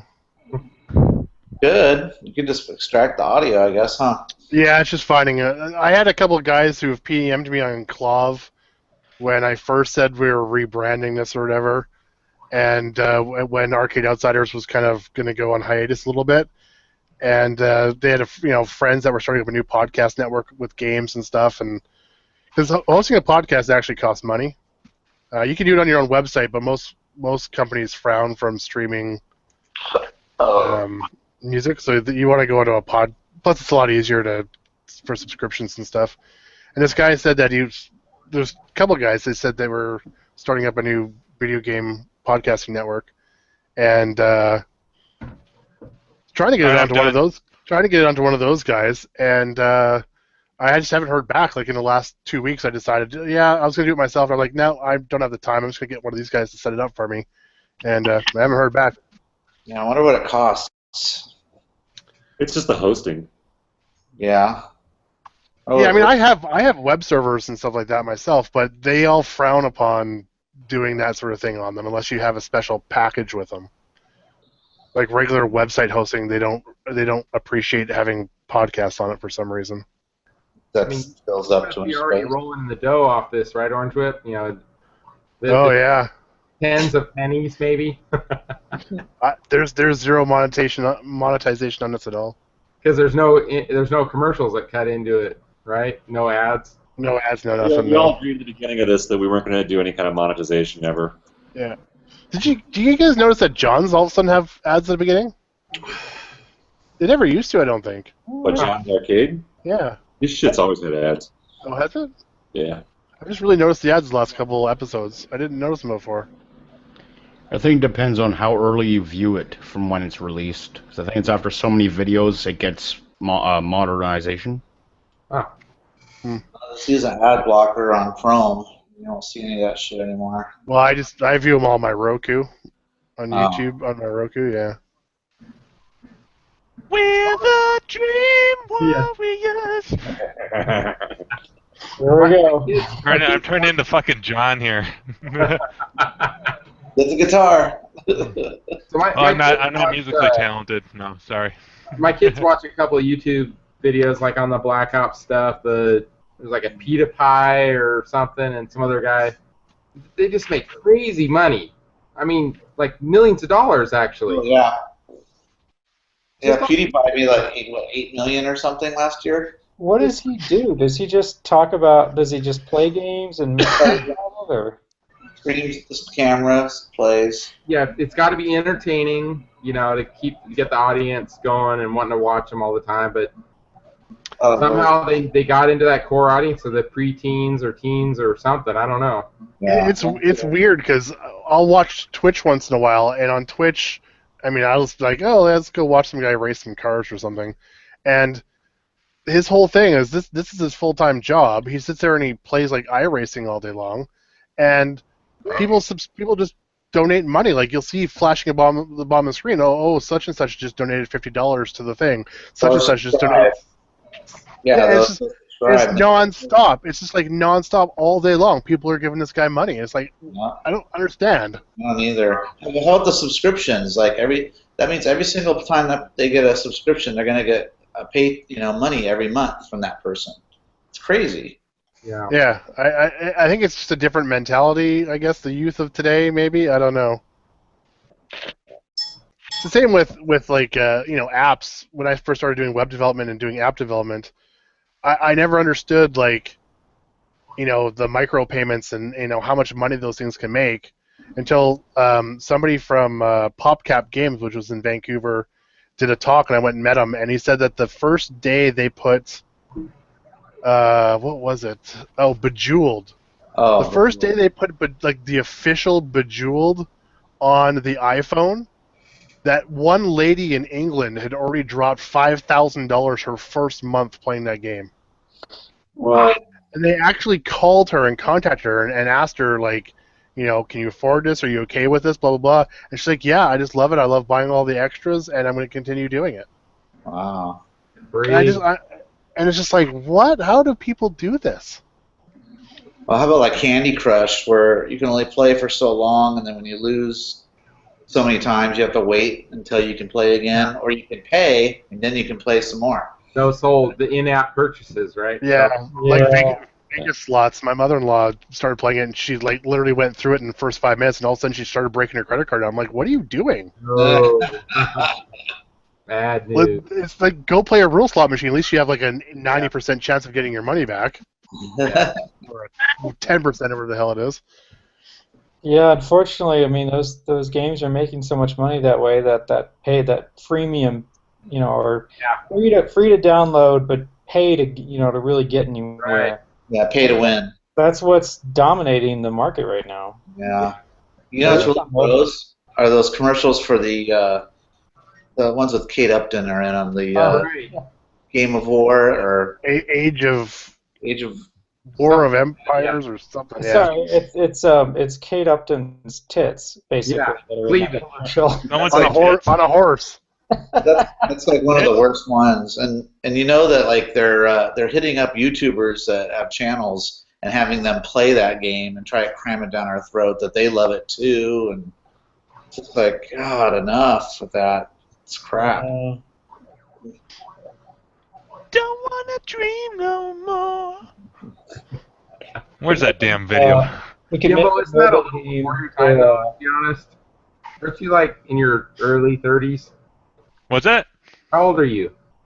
I'll be 33 soon. See, so you were like 3 years old when that song was on the radio. I fucking love Dockin. Yeah, he's got arcade games behind him that were probably around before he was born. Right. No, these would have been after I was born. They were both 84. Close. Shut up. That's what I was talking about, though. I have like this weird nostalgia for these. What about games, Eyes? What about Eyes? Eyes came out the year I was born, I believe. 80. I think that's cool, though. But see, the weird, like, I was in that weird time where a lot of these games were still in the arcades, and that's how I have memories of them. And then I was behind on the times as far as consoles went. I grew up with a 2600. I didn't get a Nintendo until I was like 6 or 7, until like almost 1990. So it was like almost accidental that I went down that same path as a lot of What I people need to that were see older. is like pictures of you as a baby with your parents. Fuck, I'm wearing a Rick Astley T-shirt for crying out loud. Has, like, a killer mullet, you know. Oh, my dad had the stash. my dad worked at J.C. Penney's when they still had a sporting goods department. That's where he got the Atari. Nice. So yeah. Did you have a rat tail? No, no, he never. I don't think my dad ever had a mullet, unfortunately. No. Is that unfortunate? I don't know. How about a members? I had a kick-ass mullet. I'm not afraid to admit it. I was like a sandy blonde-haired boy when I was young. I had like a surfer look, like long straight hair. I think my dad wore a members only jacket for like 10 years straight. Oh yeah, members only. They were so popular. Everybody in school had them. Yeah, I think I had one for a while, and then I realized maybe that wasn't the coolest thing to wear to school. No, but getting back to Doc and like the big hair '80s band music is like my favorite stuff to listen to when I'm working on games and shit like that. It's such a good like pump up music. What's that? So that's a question for some shows. Yeah, what do you listen to when you're working on your games? Yeah. Oh, let me add that to the list. I think we talked about this like really early on, like when we first started doing this. Yeah. Yeah. I had a pretty good question that could go around the room. It wouldn't really pertain to me, but other people would have good stories. Is what's the scariest or shadiest place you ever picked up a game that you thought maybe you could get stabbed in the neck? I have a good one for that. I do too. Actually, when I picked up my eyes, that. You know, 'cause I heard stories. I don't remember what podcast it was that I listened to, but someone was talking about where they were going to go pick up a game, and there's a girl sitting in the room. Yeah, that's John and his cubers. That's John. Yeah, the gun. And he had a gun, and she was supposed to just keep pulling the trigger until it stopped firing. If he had Staying on the Glock. Yeah. That was the busted cuber because the interlock wasn't thrown, and they couldn't figure out how to fix it. So what was the scariest arcade pickup? Is that what you're talking about? Yeah, just like a real shady, scary pickup that you weren't sure if you're going to come back from it. Yeah, I've got two really good stories. I'll wait for that. Hey, have you guys ever had a Craigslist person hand write you a receipt? Because that's part of my eye story. They sign it at the end. I get receipts all the time because I got to cross the border a lot from when I buy them in the States.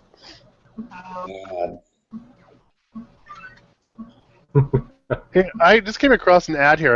Let's see if you guys can see this. Does that show up for you guys? Yeah. Bunch of monitors. Yeah. What? Do you know what those are? Like they said that they're out of video machines, but they're 19-inch. Well, are those are probably gambling machines, maybe? Yeah, I was gonna say they look like a bit slot machine. For 19-inch, would they just be a standard like a Wells Gardner K7000 or something, just in a weird chassis or in a weird case, or? I don't know. My first thought is that doesn't look like an arcade game monitor. No, it says it's from a probably video gambling machine. one. Yeah, it says it's from a video machine, so I take it's probably a video poker or something. And those usually have I can't tell from those pictures, but they usually have really bad screen burn, don't It they? doesn't look like they have screen burn at all. That's why I was wondering. Yeah. Huh. I'm gonna reply and just see if he knows what make and model there, because $200 for 7's not too bad if they're all working. 7 monitors for $200? Yeah. Yeah.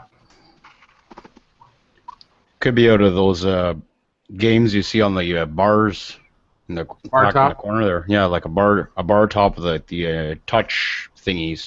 Oh, right. A trivia or a touch. Those Merit. Yeah, they're not usually 19-inch though. Yeah, 19 would be way too big for those. God, I know the 13-inch ones are like 500 pounds as it is. Actually, those are all Amplifone monitors, aren't they? 19-inch. Yeah. But I mean, you could probably get them down to 150. That'd be a pretty good price for getting like 7 monitors. Yeah. So I'm gonna reply to him and see if he knows what they are.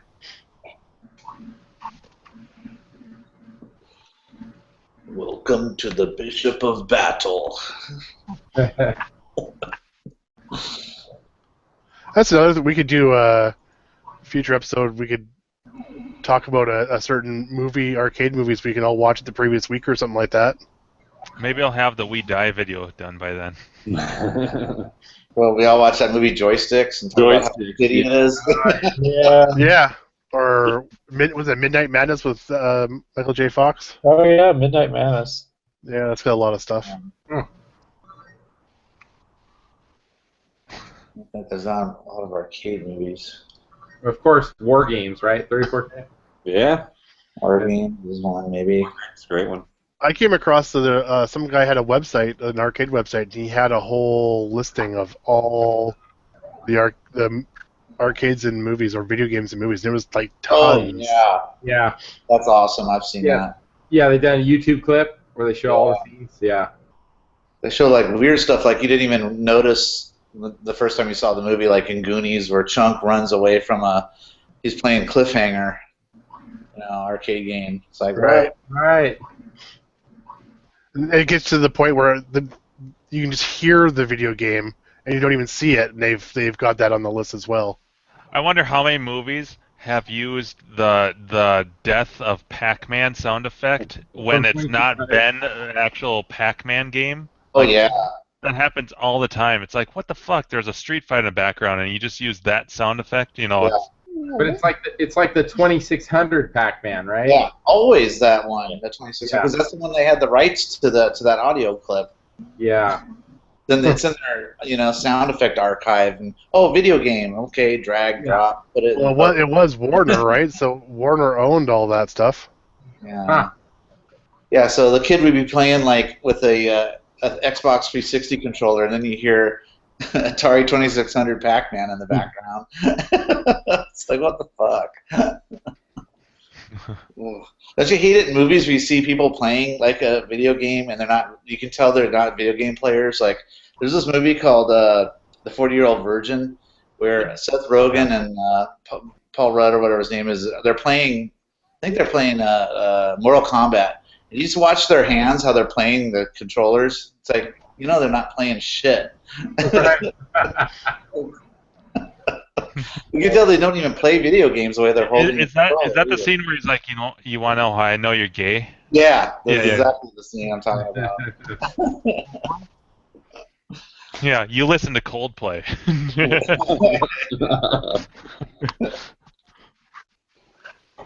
Crazy. Oh, easy. What's Midnight Madness? I've never heard of that one. Yeah. When is Man vs. Snake coming out too? I just saw that. They just had the premiere like this past weekend or something. Wow. Well, they've been doing. We just actually got the Kickstarter's just got an update last couple of days, so they haven't done any real premieres. It's not actually in theaters. They're still waiting. They're doing festivals right now. That's taking forever for that movie to come out. Well, they've got it done. So the thing is, according to the Kickstarter, is that they're waiting for distribution, and once they get a distribution deal signed, then they'll do all the digital downloads and open it up so that people will start being able to see it. But right now, it's going to be just at festivals, basically to get interest from distribution companies. I watched the trailer. I kind of dig the animation. Like, that's a cool approach. Yeah, it's been getting apparently really good reviews. I think it just won something at one of the last festivals it was at. It's like best. Don Bluth or something like that involved with it, right? I don't know how directly involved he was. I know that was one of the stretch goals. Is it like the poster or the artwork done by him? Yeah, artwork and animation was stuff that he was supposed to be involved in. Yeah, or they wanted to get him involved in. I don't know if that worked out or not because I haven't seen the film. Yeah. And then Buffett's got a part in it too, doesn't he? Yeah, he's on the website, so he hasn't talked about what his involvement with it has been, just that he's involved somehow. It'll be like one scene where they're picking up a monitor, and he's like, "Here you go," and that's it. Covering the beard. Yeah, exactly. Monitor. Yeah. Which one? If they do an animation with him, like with a monitor, I could just see this cartoon character, this just giant, like accented beard. The monitor just comes like peering out of the yeah, just like emerges. I There's have another- this sitting right here. There's another documentary I've been waiting for forever. It's the one on Dragon's Lair. I think it's called Inside the Lair or Beyond the Lair or something like that. I can't remember, but it's a real in-depth documentary on Dragon's Lair, and I'm like, it's another one I'm waiting for a couple years for it to come out. Nothing. It won the Jury Award winner documentary Best Picture at the Fantastic Fest Film Festival. Oh, awesome. That's a mouthful. Yeah, it's on their webpage. That's what she said. But where's that damn rim shot? Sorry, I've been slacking tonight. I'm no Tiger Claw. I so wish that you could import your own sounds into the library. I have a big roster.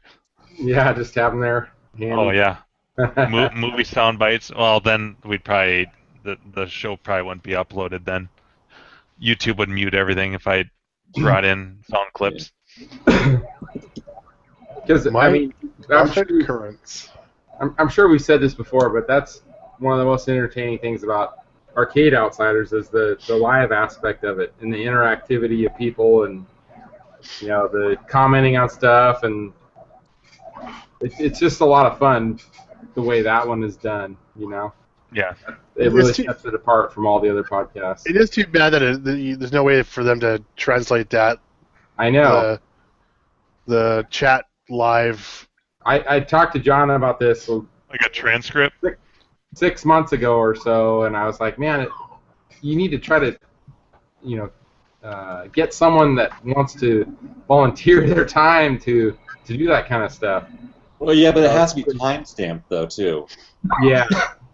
So it's not like you don't beat someone here's the chat transcript, and then it's like you've got to see that chat emerge as the conversation emerges. So you're saying like a lyrics, you need to like synchronize a lyrics thing for MP3s, right? Yeah. Little bounce along ball thing. What's her name? The one that's with John doing the video game Outsiders? Michelle. Yeah. So she's kind of, they're pretty cool. The video clips she does. They're just kind of like quick 2-minute soundbite things that kind of summarizes a section of the video. Yeah, that kind of stuff's entertaining and I could see how that could draw new people into wanting to check it out. Yeah, those have been pretty fun. Yeah. It's kind of too bad that not that we have a lot of people chatting in there, but like if you had the live chat room in YouTube and you can somehow have it go along the bottom of the screen, like a lower third, that'd be kind of cool. I think about the only way it'd be about the crudest, cheapest way you could just screen capture the whole. But then it'd be from the perspective of who's listening to the show, so you'd see like them typing into the IRC. Or you just sign in a second computer who just sit there as its entire job is just sit there and listen. Right. Or you can do a picture-in-picture, 2 cameras. You can, although I wonder how easily you'd be able to read that. I guess as long as you were running the YouTube at a high enough resolution, at a high enough. That's too much fucking work. HD. Otherwise, it'd just be a blocky white blurb. Yeah. The best of shows are enough work for me right now. Yeah, sure. I'm sure I'll get criticized to hell. Why didn't you have this in there? It's because fuck you. Yeah, exactly. You gotta take the high road with that kind of stuff, What? No Bobcat? Yeah, because fuck you. That'll be my response. So Mike has. I think Harry should get in on some of this. Yeah, I don't think he has internet at home. He does everything off of his cell phone. Oh, okay. Oh, that makes sense then. Yeah. Is that H-cloth or Yeah. cloth or however you say that? Mm-hmm. Well, you can do Hangouts on, if it's an Android phone. He's got an iPhone. I think he's stealing internet from his neighbor. Wow. Yeah, 34K. I tried to do that Skype call we did with John that one time from my phone. Yeah. And it would not work. It only does one-on-one. It won't allow more than 2 people at once. Yeah, I didn't know that. Oh yeah, you gotta you have to pay them money to get group calling on Skype. What? Because my mom pays for that, so my brother and I and her can all Skype together. Yeah, I think it'll do voice. It'll do up to it'll do a pretty big group. But like when you want to do video, it cuts off at like 2. Yeah, you gotta pay extra for 3. Yeah. Yeah, that was weird. It was like we did the call with them for the Brofest thing, and he and I it was like working fine, and then he added you to the call, and all of a sudden I dropped off or whatever happened. So then I got this I grabbed my son's laptop. That's what I'm on right now. So it was 10-year-old technology video quality. So. Oh, that reminds me. Oh, crap. Did you just wake up? So, all right, Oh. before I forget, I got a couple things to talk about. Crafty, you said something about having a new revision on TPG, whatever. I always get it. I released. It was like back in the spring that I put it out. So I was gonna, for people who didn't have burners, or I was just gonna bring a bunch of chips to Grinkers. So I have no idea if I have the latest release or not. Let me look up here. Like I'm going to use it any time in the next months or whatever, but. You are on version 3, so you're good. Perfect. All right, good. I don't have to worry about that then. Yeah. I think I'm still running on the beta version. Yeah, I gotta get you version 3. Version 3 added a configuration screen on screen where you can turn patterns on and off that you want to use, so you don't have to cycle through all of them every time. Cool. That was the big change.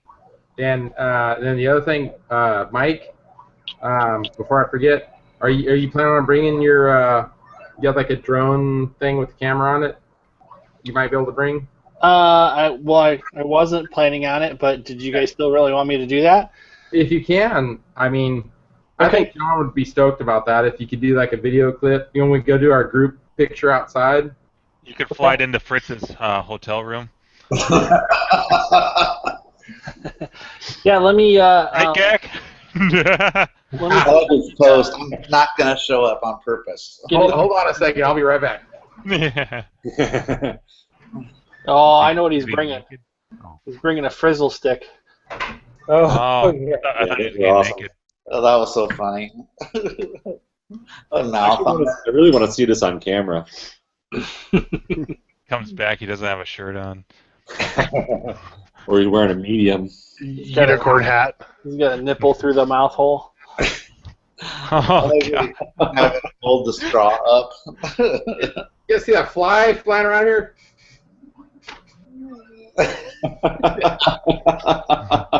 Oh, Mike. I couldn't get a good idea of what the scale was like seeing the picture. Yeah. Oh, man.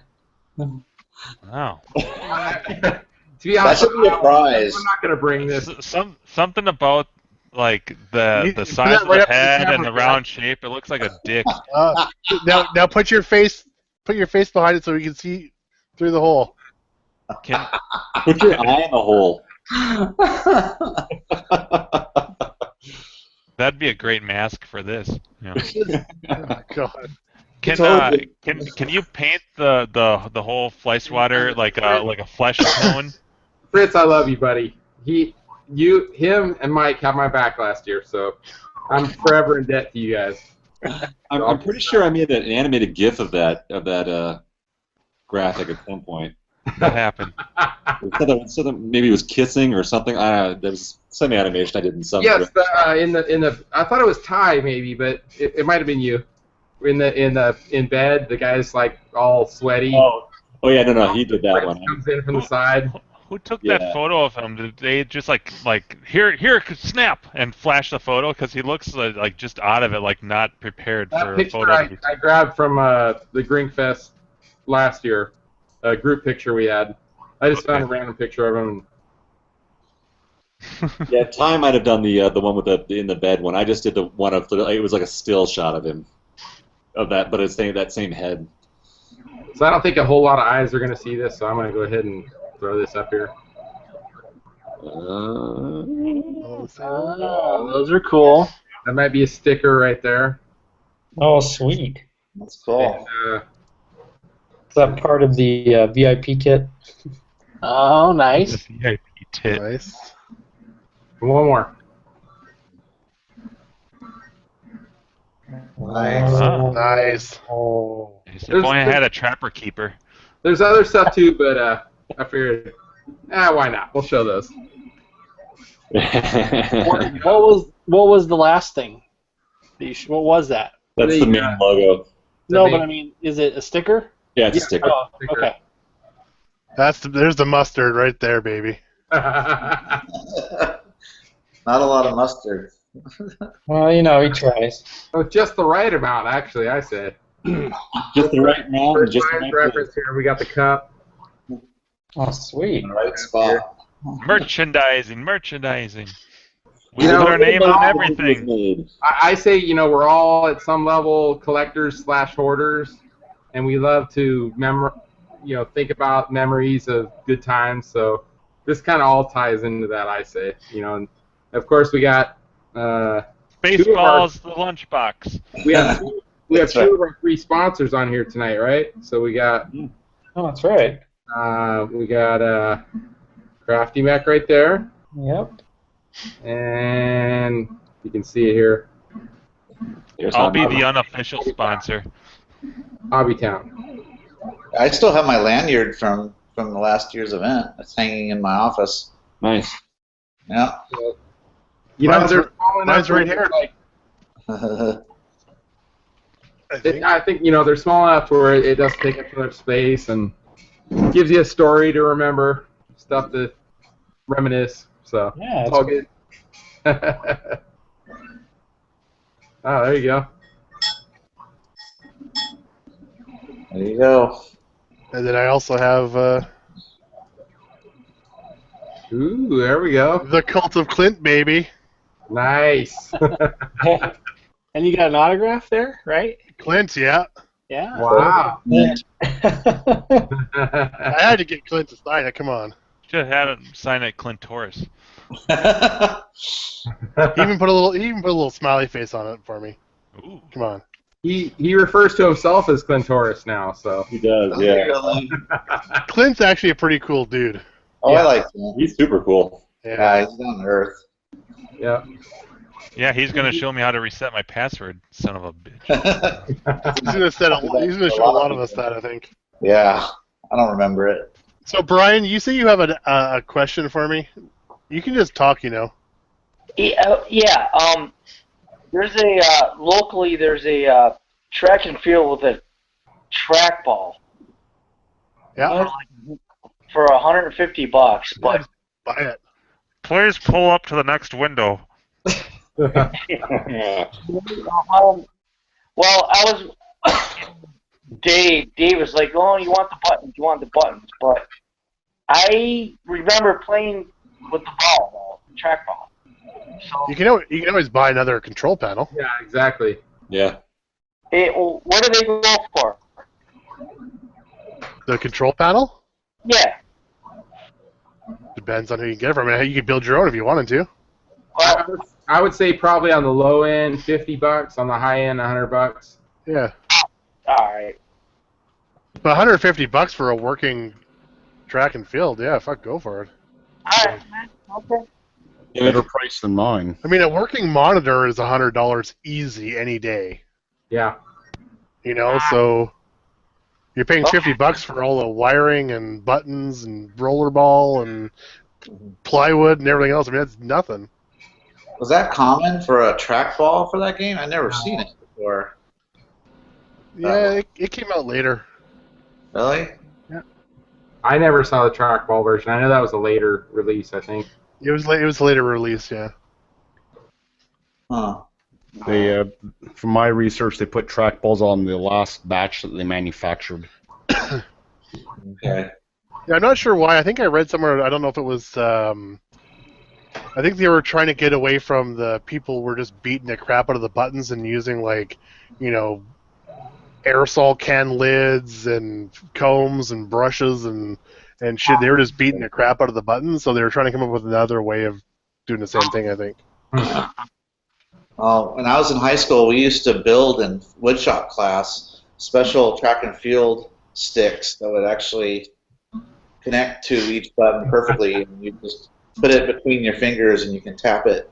It'd be like a perfect I rhythm. remember guys having the. It was like a pencil. They would trim a pencil down with a rubber band. Yeah. Somehow they had the rubber band on their finger, and they're just like, they just hit one side. Yep. I used to use shaving cream lids. But I've never seen that. Yeah. Yeah. I could put my two fingers inside the shaving cream lid and just rock it back and forth like that. Oh, okay. Yeah. Interesting. So I could get to them quicker because it's wider than my finger, right? But it's still, it's pliable. Yeah. Yeah. Those tricks. Yeah, but you could get like awesome. I used to get awesome good scores on it, but nothing compared to what Fly does. I mean, holy cow! He does 7 fingers on one button. I know it's funny because the first time I heard that he was there, I'd never met him or heard of him, and I was over in the corner playing, I think Seawolf or Blue Shark or whatever, and all of a sudden I just heard this, and it was really loud. I was like, "What the hell is that?" And I looked over, and everybody's standing around him playing track and field. Yeah, it's crazy how loud it is. So my I have a track and field. Well, it's a hyper sports cabinet, and I have both track and field and hyper sports games. And 3 different years I brought both circuit boards to California Extreme, and every year he goes on it and just puts a crazy, ridiculous score on it. And I remember the first year I told my 2 boys, they were probably around 12 and 14 years old, somewhere around there. I'm like, you gotta watch this guy. It's crazy. And they were like, how does he do that? It doesn't seem humanly possible. He's just like, it's some. I forgot the number. It's something like 30 hits per second or something. Like that, yeah. Which is about as much as the board can take. Yeah, it's the refresh rate of the monitor or something like that, or the circuit board. Oh, 60 a second. So, but that's 30 on, 30 off. 30, yeah. So it's the cycles. So it's actually 30. Yeah. Yeah, I think Jeff Seed, filmed it, and he slowed it down and stuff. It was pretty cool. Yeah, that was the craziest video. That was neat. The women love it. I know. No one can press buttons like him. Many jokes were saying about how many fingers. I mean, it's funny because essentially nobody could ever really be better than him at the game because he's maxing the machine out essentially. Yeah. Other than timing for like the high jump or the whatever the hell it is, shot put or whatever. He does the same kind of on like Nintendo or a television or something like that. I've seen videos of him, and he'll the Nintendo controller is like square, the original one, and he'll turn it like sideways so he can hit the buttons different. And I don't know if you guys have seen those videos. He's the same kind of thing. He's like, but those I think you have to alternate the buttons. I want to say, and he holds the controller sideways and just crazy, man. That's why I find it suiting that he plays Honda in Street Fighter, because Honda's one of the few characters that you have to piano the buttons for some of his special moves. Okay. So. Well, even when he was playing Excitebike, I watched him for a while, and if he crashed, you have to tap the buttons to get back on. He's just like, yes, Literally, like a half a second, he's like on his bike again because he's hitting the button. So The guy doesn't even crawl up; he just jumps right onto the bike. yeah, pretty much. It's like he's about to fall off the bike and just catches his balance and is back on it again. He just ditches the bike and then finishes the race by himself. It's that fast. Right. He's just passing up other bikes. Yeah, exactly. It's crazy watching him play those games. That's pretty cool. It makes you sad because it's like, well, I'm never going to be as good as that. Yeah. That was funny when Excite Bike had 47 lives on it and they had to unplug it and plug it back in again. That was insane. Yeah. Insane in the membrane. Yeah. I think he was already at a high score that was like way past the next person too. Yeah, it was. I think it was something like Kalen got a certain score, and Fly was like, "Well, I'll get 10 times that and be good." Yeah. Then the characters start looking weird too, like because the machine doesn't record it right or something. Yeah, it starts using like letters, I think, Yeah. for the millions place. Yeah, it uses letter E for a million or something like that. Yeah. Yeah. I still have to get past track 7. I haven't gotten past the last track yet. You still need to get to level 7 on eyes there too, Crafty. Oh, it's true. Yeah, you're right. I do. I don't have it here though. I can play with Andrews. You have to live at Andrew's place for like a week. We'll do Google Hangout training sessions. So, have you guys heard for Grinkers? Is there like 2 tournaments, 3 tournaments? Like, I think last year they actually announced that there was different tournaments. I thought there was supposed to be a bro and a pro with the same games, but just different divisions. Right, but last year there was like the black and white challenge and the potato challenge. They announced there was going to be like a big tournament. There was going to be 2 small tournaments, but they haven't announced anything like that this year. I know the last 2 years they had 3 tournaments each time. Yep. Yeah, but they usually announce that they were doing that. I don't know if they've, not that I've heard that they've announced that yet. Maybe not. Well, they don't announce the games until you get to the Thursday, but they usually say that there was different tournaments. Well, then all the other like little side tournaments, like dollars for this game or dollars for that game. Warlords. Yeah. That's not part of the tournament. That's just like quick little things that just happen randomly. Yeah, because I actually prefer playing the little 3-game ones or 7-game ones rather than the 15-game ones. We've got half the board here, so. Well, Steve's got what 3 Rockola games: Nibbler, Warp, and Eyes. Now you could do a Rockola challenge.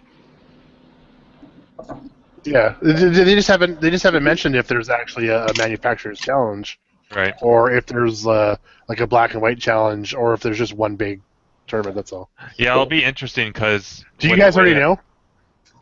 Dak and Andrew, do you guys know already? Okay. Yeah, we've already talked about it. Yeah. Okay. Cool. So don't ask them. No, I'm not going to ask them. I don't. I was just curious if they didn't mention if there was multiple tournaments or not. I'm gonna text Andrew right after the show. You don't the actual main tournament. Well, I didn't say what I text you about. I might just sext you. I don't know. Flag order. Can't tell you nothing. I'm used to It'd be like a cockpit. See, it's from sexting to Cox. Oh, a cockpit challenge would be cool. Leave it to Aaron. A cockpit challenge. That's right. Yeah. Yeah, Because you got that'd be Pole cool. Position, Star Wars, EDOT.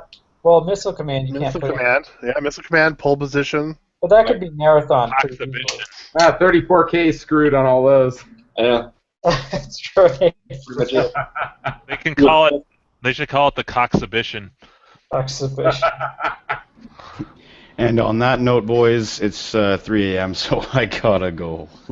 Where are you going? Oh. Well, in 2 hours I gotta be at 2 hours I gotta leave it for work, so. Oh man. Maybe a little bit of sleep, maybe a shower, maybe just throw on some deodorant and go. I think you had a bad, but Pac-Man. Spoken like a true Grinker attendant. I wish. Someone please smuggle me across the border and get me over there. You're lucky. In about 10 minutes, I got to drive to the airport. Oh, wow. Yeah, I'm not going to stay up much longer either because that 4 or 5 a.m. is going to come early on Thursday morning. So. Thursday morning, but tomorrow's Wednesday. All right, boys, have a good Yeah, one. but I've been sick for a week, so. All right, see you, Bart. See you, Chris. See ya. Yeah. And we ought to probably. I don't think we're going to do a show next Tuesday. No, I already kind of announced it. Yeah. So, yeah. There's a few of us that stayed on last week and actually continued the show on for a while. So. Hey, we did Thursday. We did.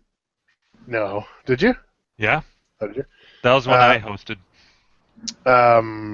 We did trivia and stuff like that on the Tuesday. We did a bunch of trivia questions and shit. Oh yeah, I think I was still up for that. Yeah, you were. Yeah. That's right, because I took Wednesday off. Yeah, I think I mentioned then that I wasn't going to do one on the Tuesday. Well, do you want to download that file and so I can put it in the feed, Jimbo, or what? What file? You did it on Thursday? Yeah, but I didn't do it live.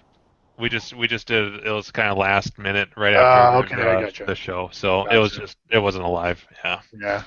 No, I was dead sick. I was gonna ask you as I was like I was fucking sicker than hell. So. Yeah, I think it went for what, maybe an hour.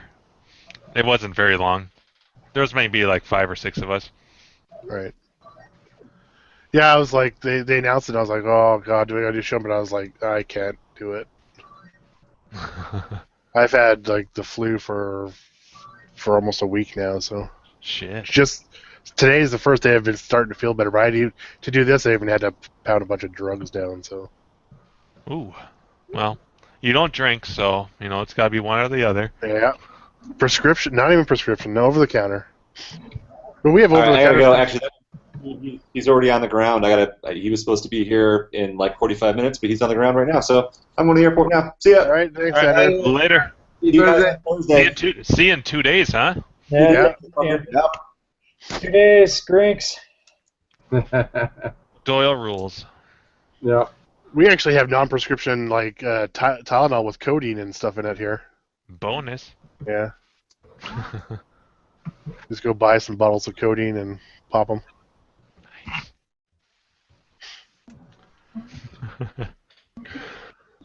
Anybody else do anything new this week? I got a few.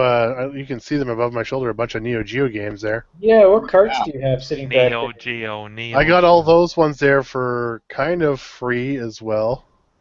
Anything good in that stack? I see Metal Slug something. Metal Slug. Yeah, and I also have.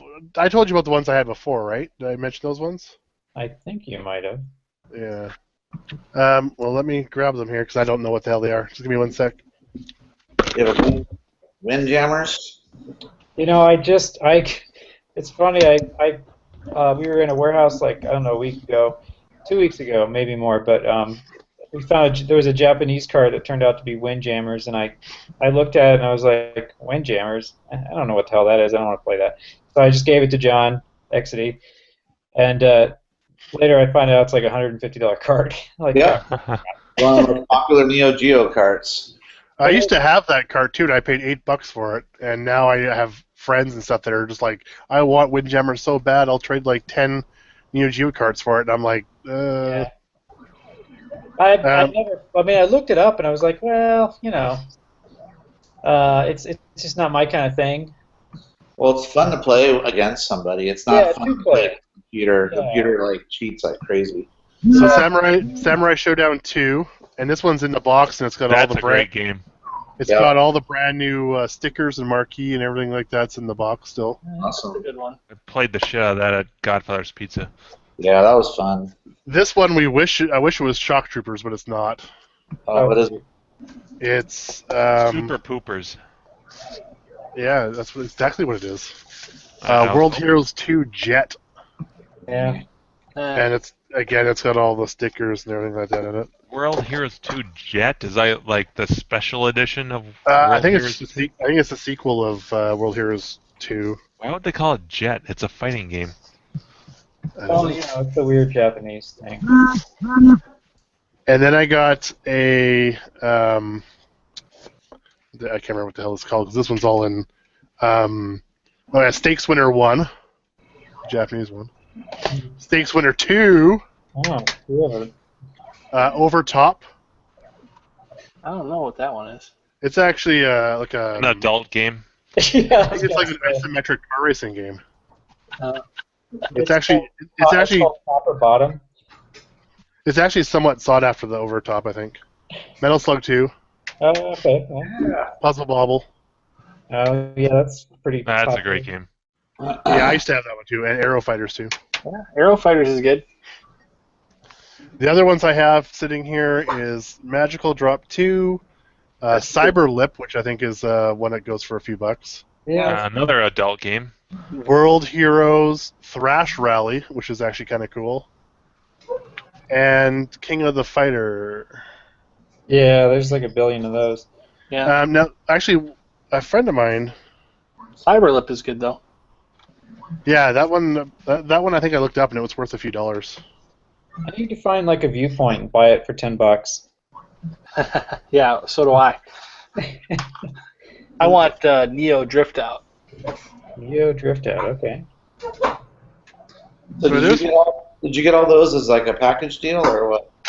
The 2 in box I got for some guy just wanted to pull a monitor out of his ass. His cabinet because he didn't like dealing with monitors, and so he gave me those in return. The other ones, I'm just making some small trades with another local guy. He wants. I have 2 rejuvenators, 2 B&K 467s, and so some of them are for that. And then he still owes me 2 or 3 more, I think. So I'm just trading a couple for games. Yeah, me and Andrew went in on a Cinecore 7000, I want to say, or something like that. Yep. I haven't used it yet, but I'd like to. I need to test 1 tube with it. I'd like to play around with it. I've used the shit out of my CR70. Yeah, I've used my 467 quite a few times now. It pays for itself really fast. Well, it's amazing how how bright you can get the colors to be. And it's a nice peace of mind too, just a check tube. There's something I want to show you on one of these games, and I can't remember which game it is though. And Gag's killing it on some Super Sprint in the background. Trying to. Intense. Hey, Gak, have you ever owned an off-road? The Ivan off-road? Super off-road? Yeah. 4 of them. Okay. What gets played more, Super Sprint or that? For me, this one by far, but each person has their own preference. Because I really want one of those, and I don't know which one to get. I want a Leland Ivan Stewart off-road. I picked up a 2-player off-road. I got a 2-player off-road I picked up like a month ago. I want the 3 and to put it in a corner. There was a great deal on Craigslist this week. I think it was this week or no, early last week for $300 for one. I'd say that's good. I know. Is that one of the steering wheels didn't work, but that could be fixed, right? Yeah. I think I paid less than that for my 2-player one. 2-player ones are somewhat rarer too. Yeah, like a 2-player one would be perfect because it's not so big. After you still there? Yeah, I'm still here. I don't know. Do you know much about? So this Thrash Rally. What the fuck are these things right here? Oh, those look like holes that have been drilled in the side. No, there's actually some sort of connectors, and someone was telling me that there's actually some that you could actually connect the carts to another Neo Geo. Another Neo Geo and play multiplayer. Oh, weird. No idea on Thrash Rally. Yeah, that's we were looking at, and he's like, oh, maybe that's one of those multiplayer carts that you can plug in and play multiplayer with. I don't know. I'm gonna have to look that up because there's something inside there, like you can actually plug something into it. Wow, like networked up, huh? Yeah, that's cool. I didn't know. I might have to look that. He just told me when he was here tonight, the guy who dropped off the marquees for Steve. Yeah, I'm looking at something here talking about linking up Thrash Rally. Yeah. So they must have some kind of link between them then. That's totally cool.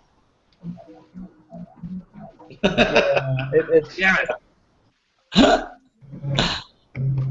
I've never been a good drunk driver, so. Well, admitting it is the first step. Yeah. The Thrash Rally itself looks pretty cool, actually.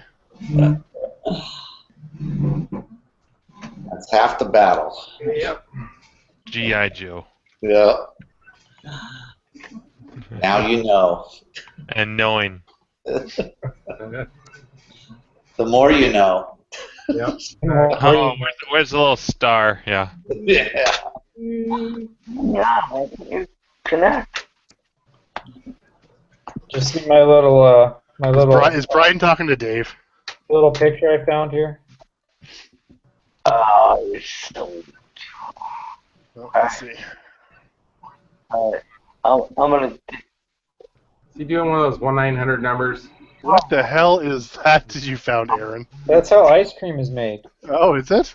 Yeah, the unicorn shits out those little swirls. I love how the colors come out, too. And the little frosty smoke that comes off of it. Well, I'm gonna share this in case we got anybody who's watching, I guess. Because it's cold. Is Mike playing a Neo Geo or what? What is that? Yeah, I loaded up Thrash Rally. I wanted to see what it was. Oh, okay. Do you have a multi-cart? Yeah, is that a home version? What is that? No, it's my Xbox that I've mained. Oh, okay. So It's mesmerizing. Mike, we need to talk. I can do those. I do those all the time. I've got an Xbox that was modded, but that was, I don't know, 10 years ago, and it's gotten messed up. It turns on and runs, but the games don't load very good. Is that old Xbox or Xbox 360? Old Xbox. Okay, Yeah. yeah. Mine's modded. Yeah, I really like this. This is CoinOps, which is and they have so CoinOps is kind of a generic looking screen, but for loading games. But then there's another emulator that's kind of got almost like a hyperspin front end to it.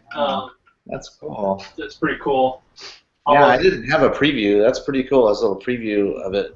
Yeah, and then you can click on it. It'll tell you about the game. But this is the I'll load up the this is called Vision. Same guy who makes it, but he has like kind of more graphics and. Oh, that's really Same cool. thing when you go in each category, and he'll have little things that'll pop in. Sweet. That's cool. Yeah. So this is Do they format it to fit on a 16:9 also? Yeah. Well, yeah. You can. He has different settings, so you can have it true pixels, or you can have it set for widescreen. So this is 720p. All this stuff. Right. That's cool. And you can have it with stretch or not. I forget how I have it set up on this one. I don't usually go into this as much. Whoops. Oh, there you go. So much for showing it off. I got an error. Sega. Oh wait, no. But I just want to see what Thrash Rally was. Okay. Well, can you show it to us? Yeah. Let me. Blazing Star. It looks like it's a top-down. It's kind of like isometric a little bit, isn't it? Yeah, it looked like APB. RC Pro-Am or a little bit. Let me go back. I'll load it up. Most of the Neo Geo racers are all top down or right angle. Well, that cart's going for $100 as well on eBay. Thrash Rally? Yeah. Wow. So did you make that controller, Mike? What's that? Yeah, I made this. Cool. This is actually, I just bought the case, and then it's a Sanwa JLF, and then I'm using Crafty. What's our buddies? Undamned's USB encoder, or yeah, back or something, or what is that? yeah. What is his USB encoder called? crap, I forget. I just know his username is Undamned. Yeah, I'm so bad at remembering that. It's just an Xbox USB encoder. Okay. Yeah, Oh, it's not the Cade, is it? no, yeah, the Cade. That's what I was. Oh, it's yeah. Okay, so that's the other guys. Yeah, Cade, Sharp He was Fork. last year. That's yeah. He came to Grinkers. Yeah, it's Sharp. Last year. Fork, Yeah. I know him. Yeah. So it's USB out, and that's actually what an Xbox is. It's just a USB Right. plug. Does the mapping for you. Yeah, it's actually out of the box. It's Xbox. Oh, awesome. Yeah, you just wire it in. So.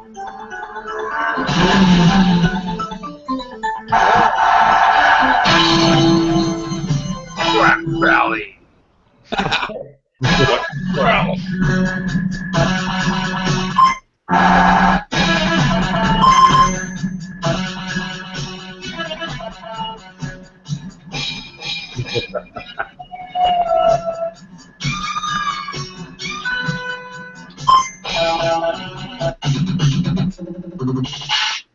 I think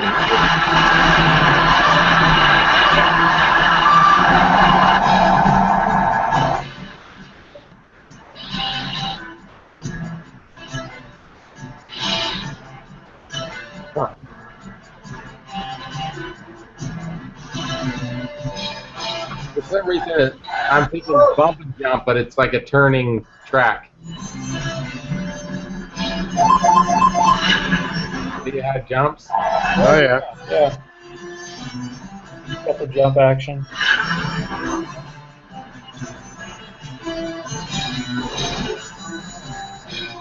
You get any weapons or anything, or what? Like Spy Hunter? I don't know if he can hear us. Yeah.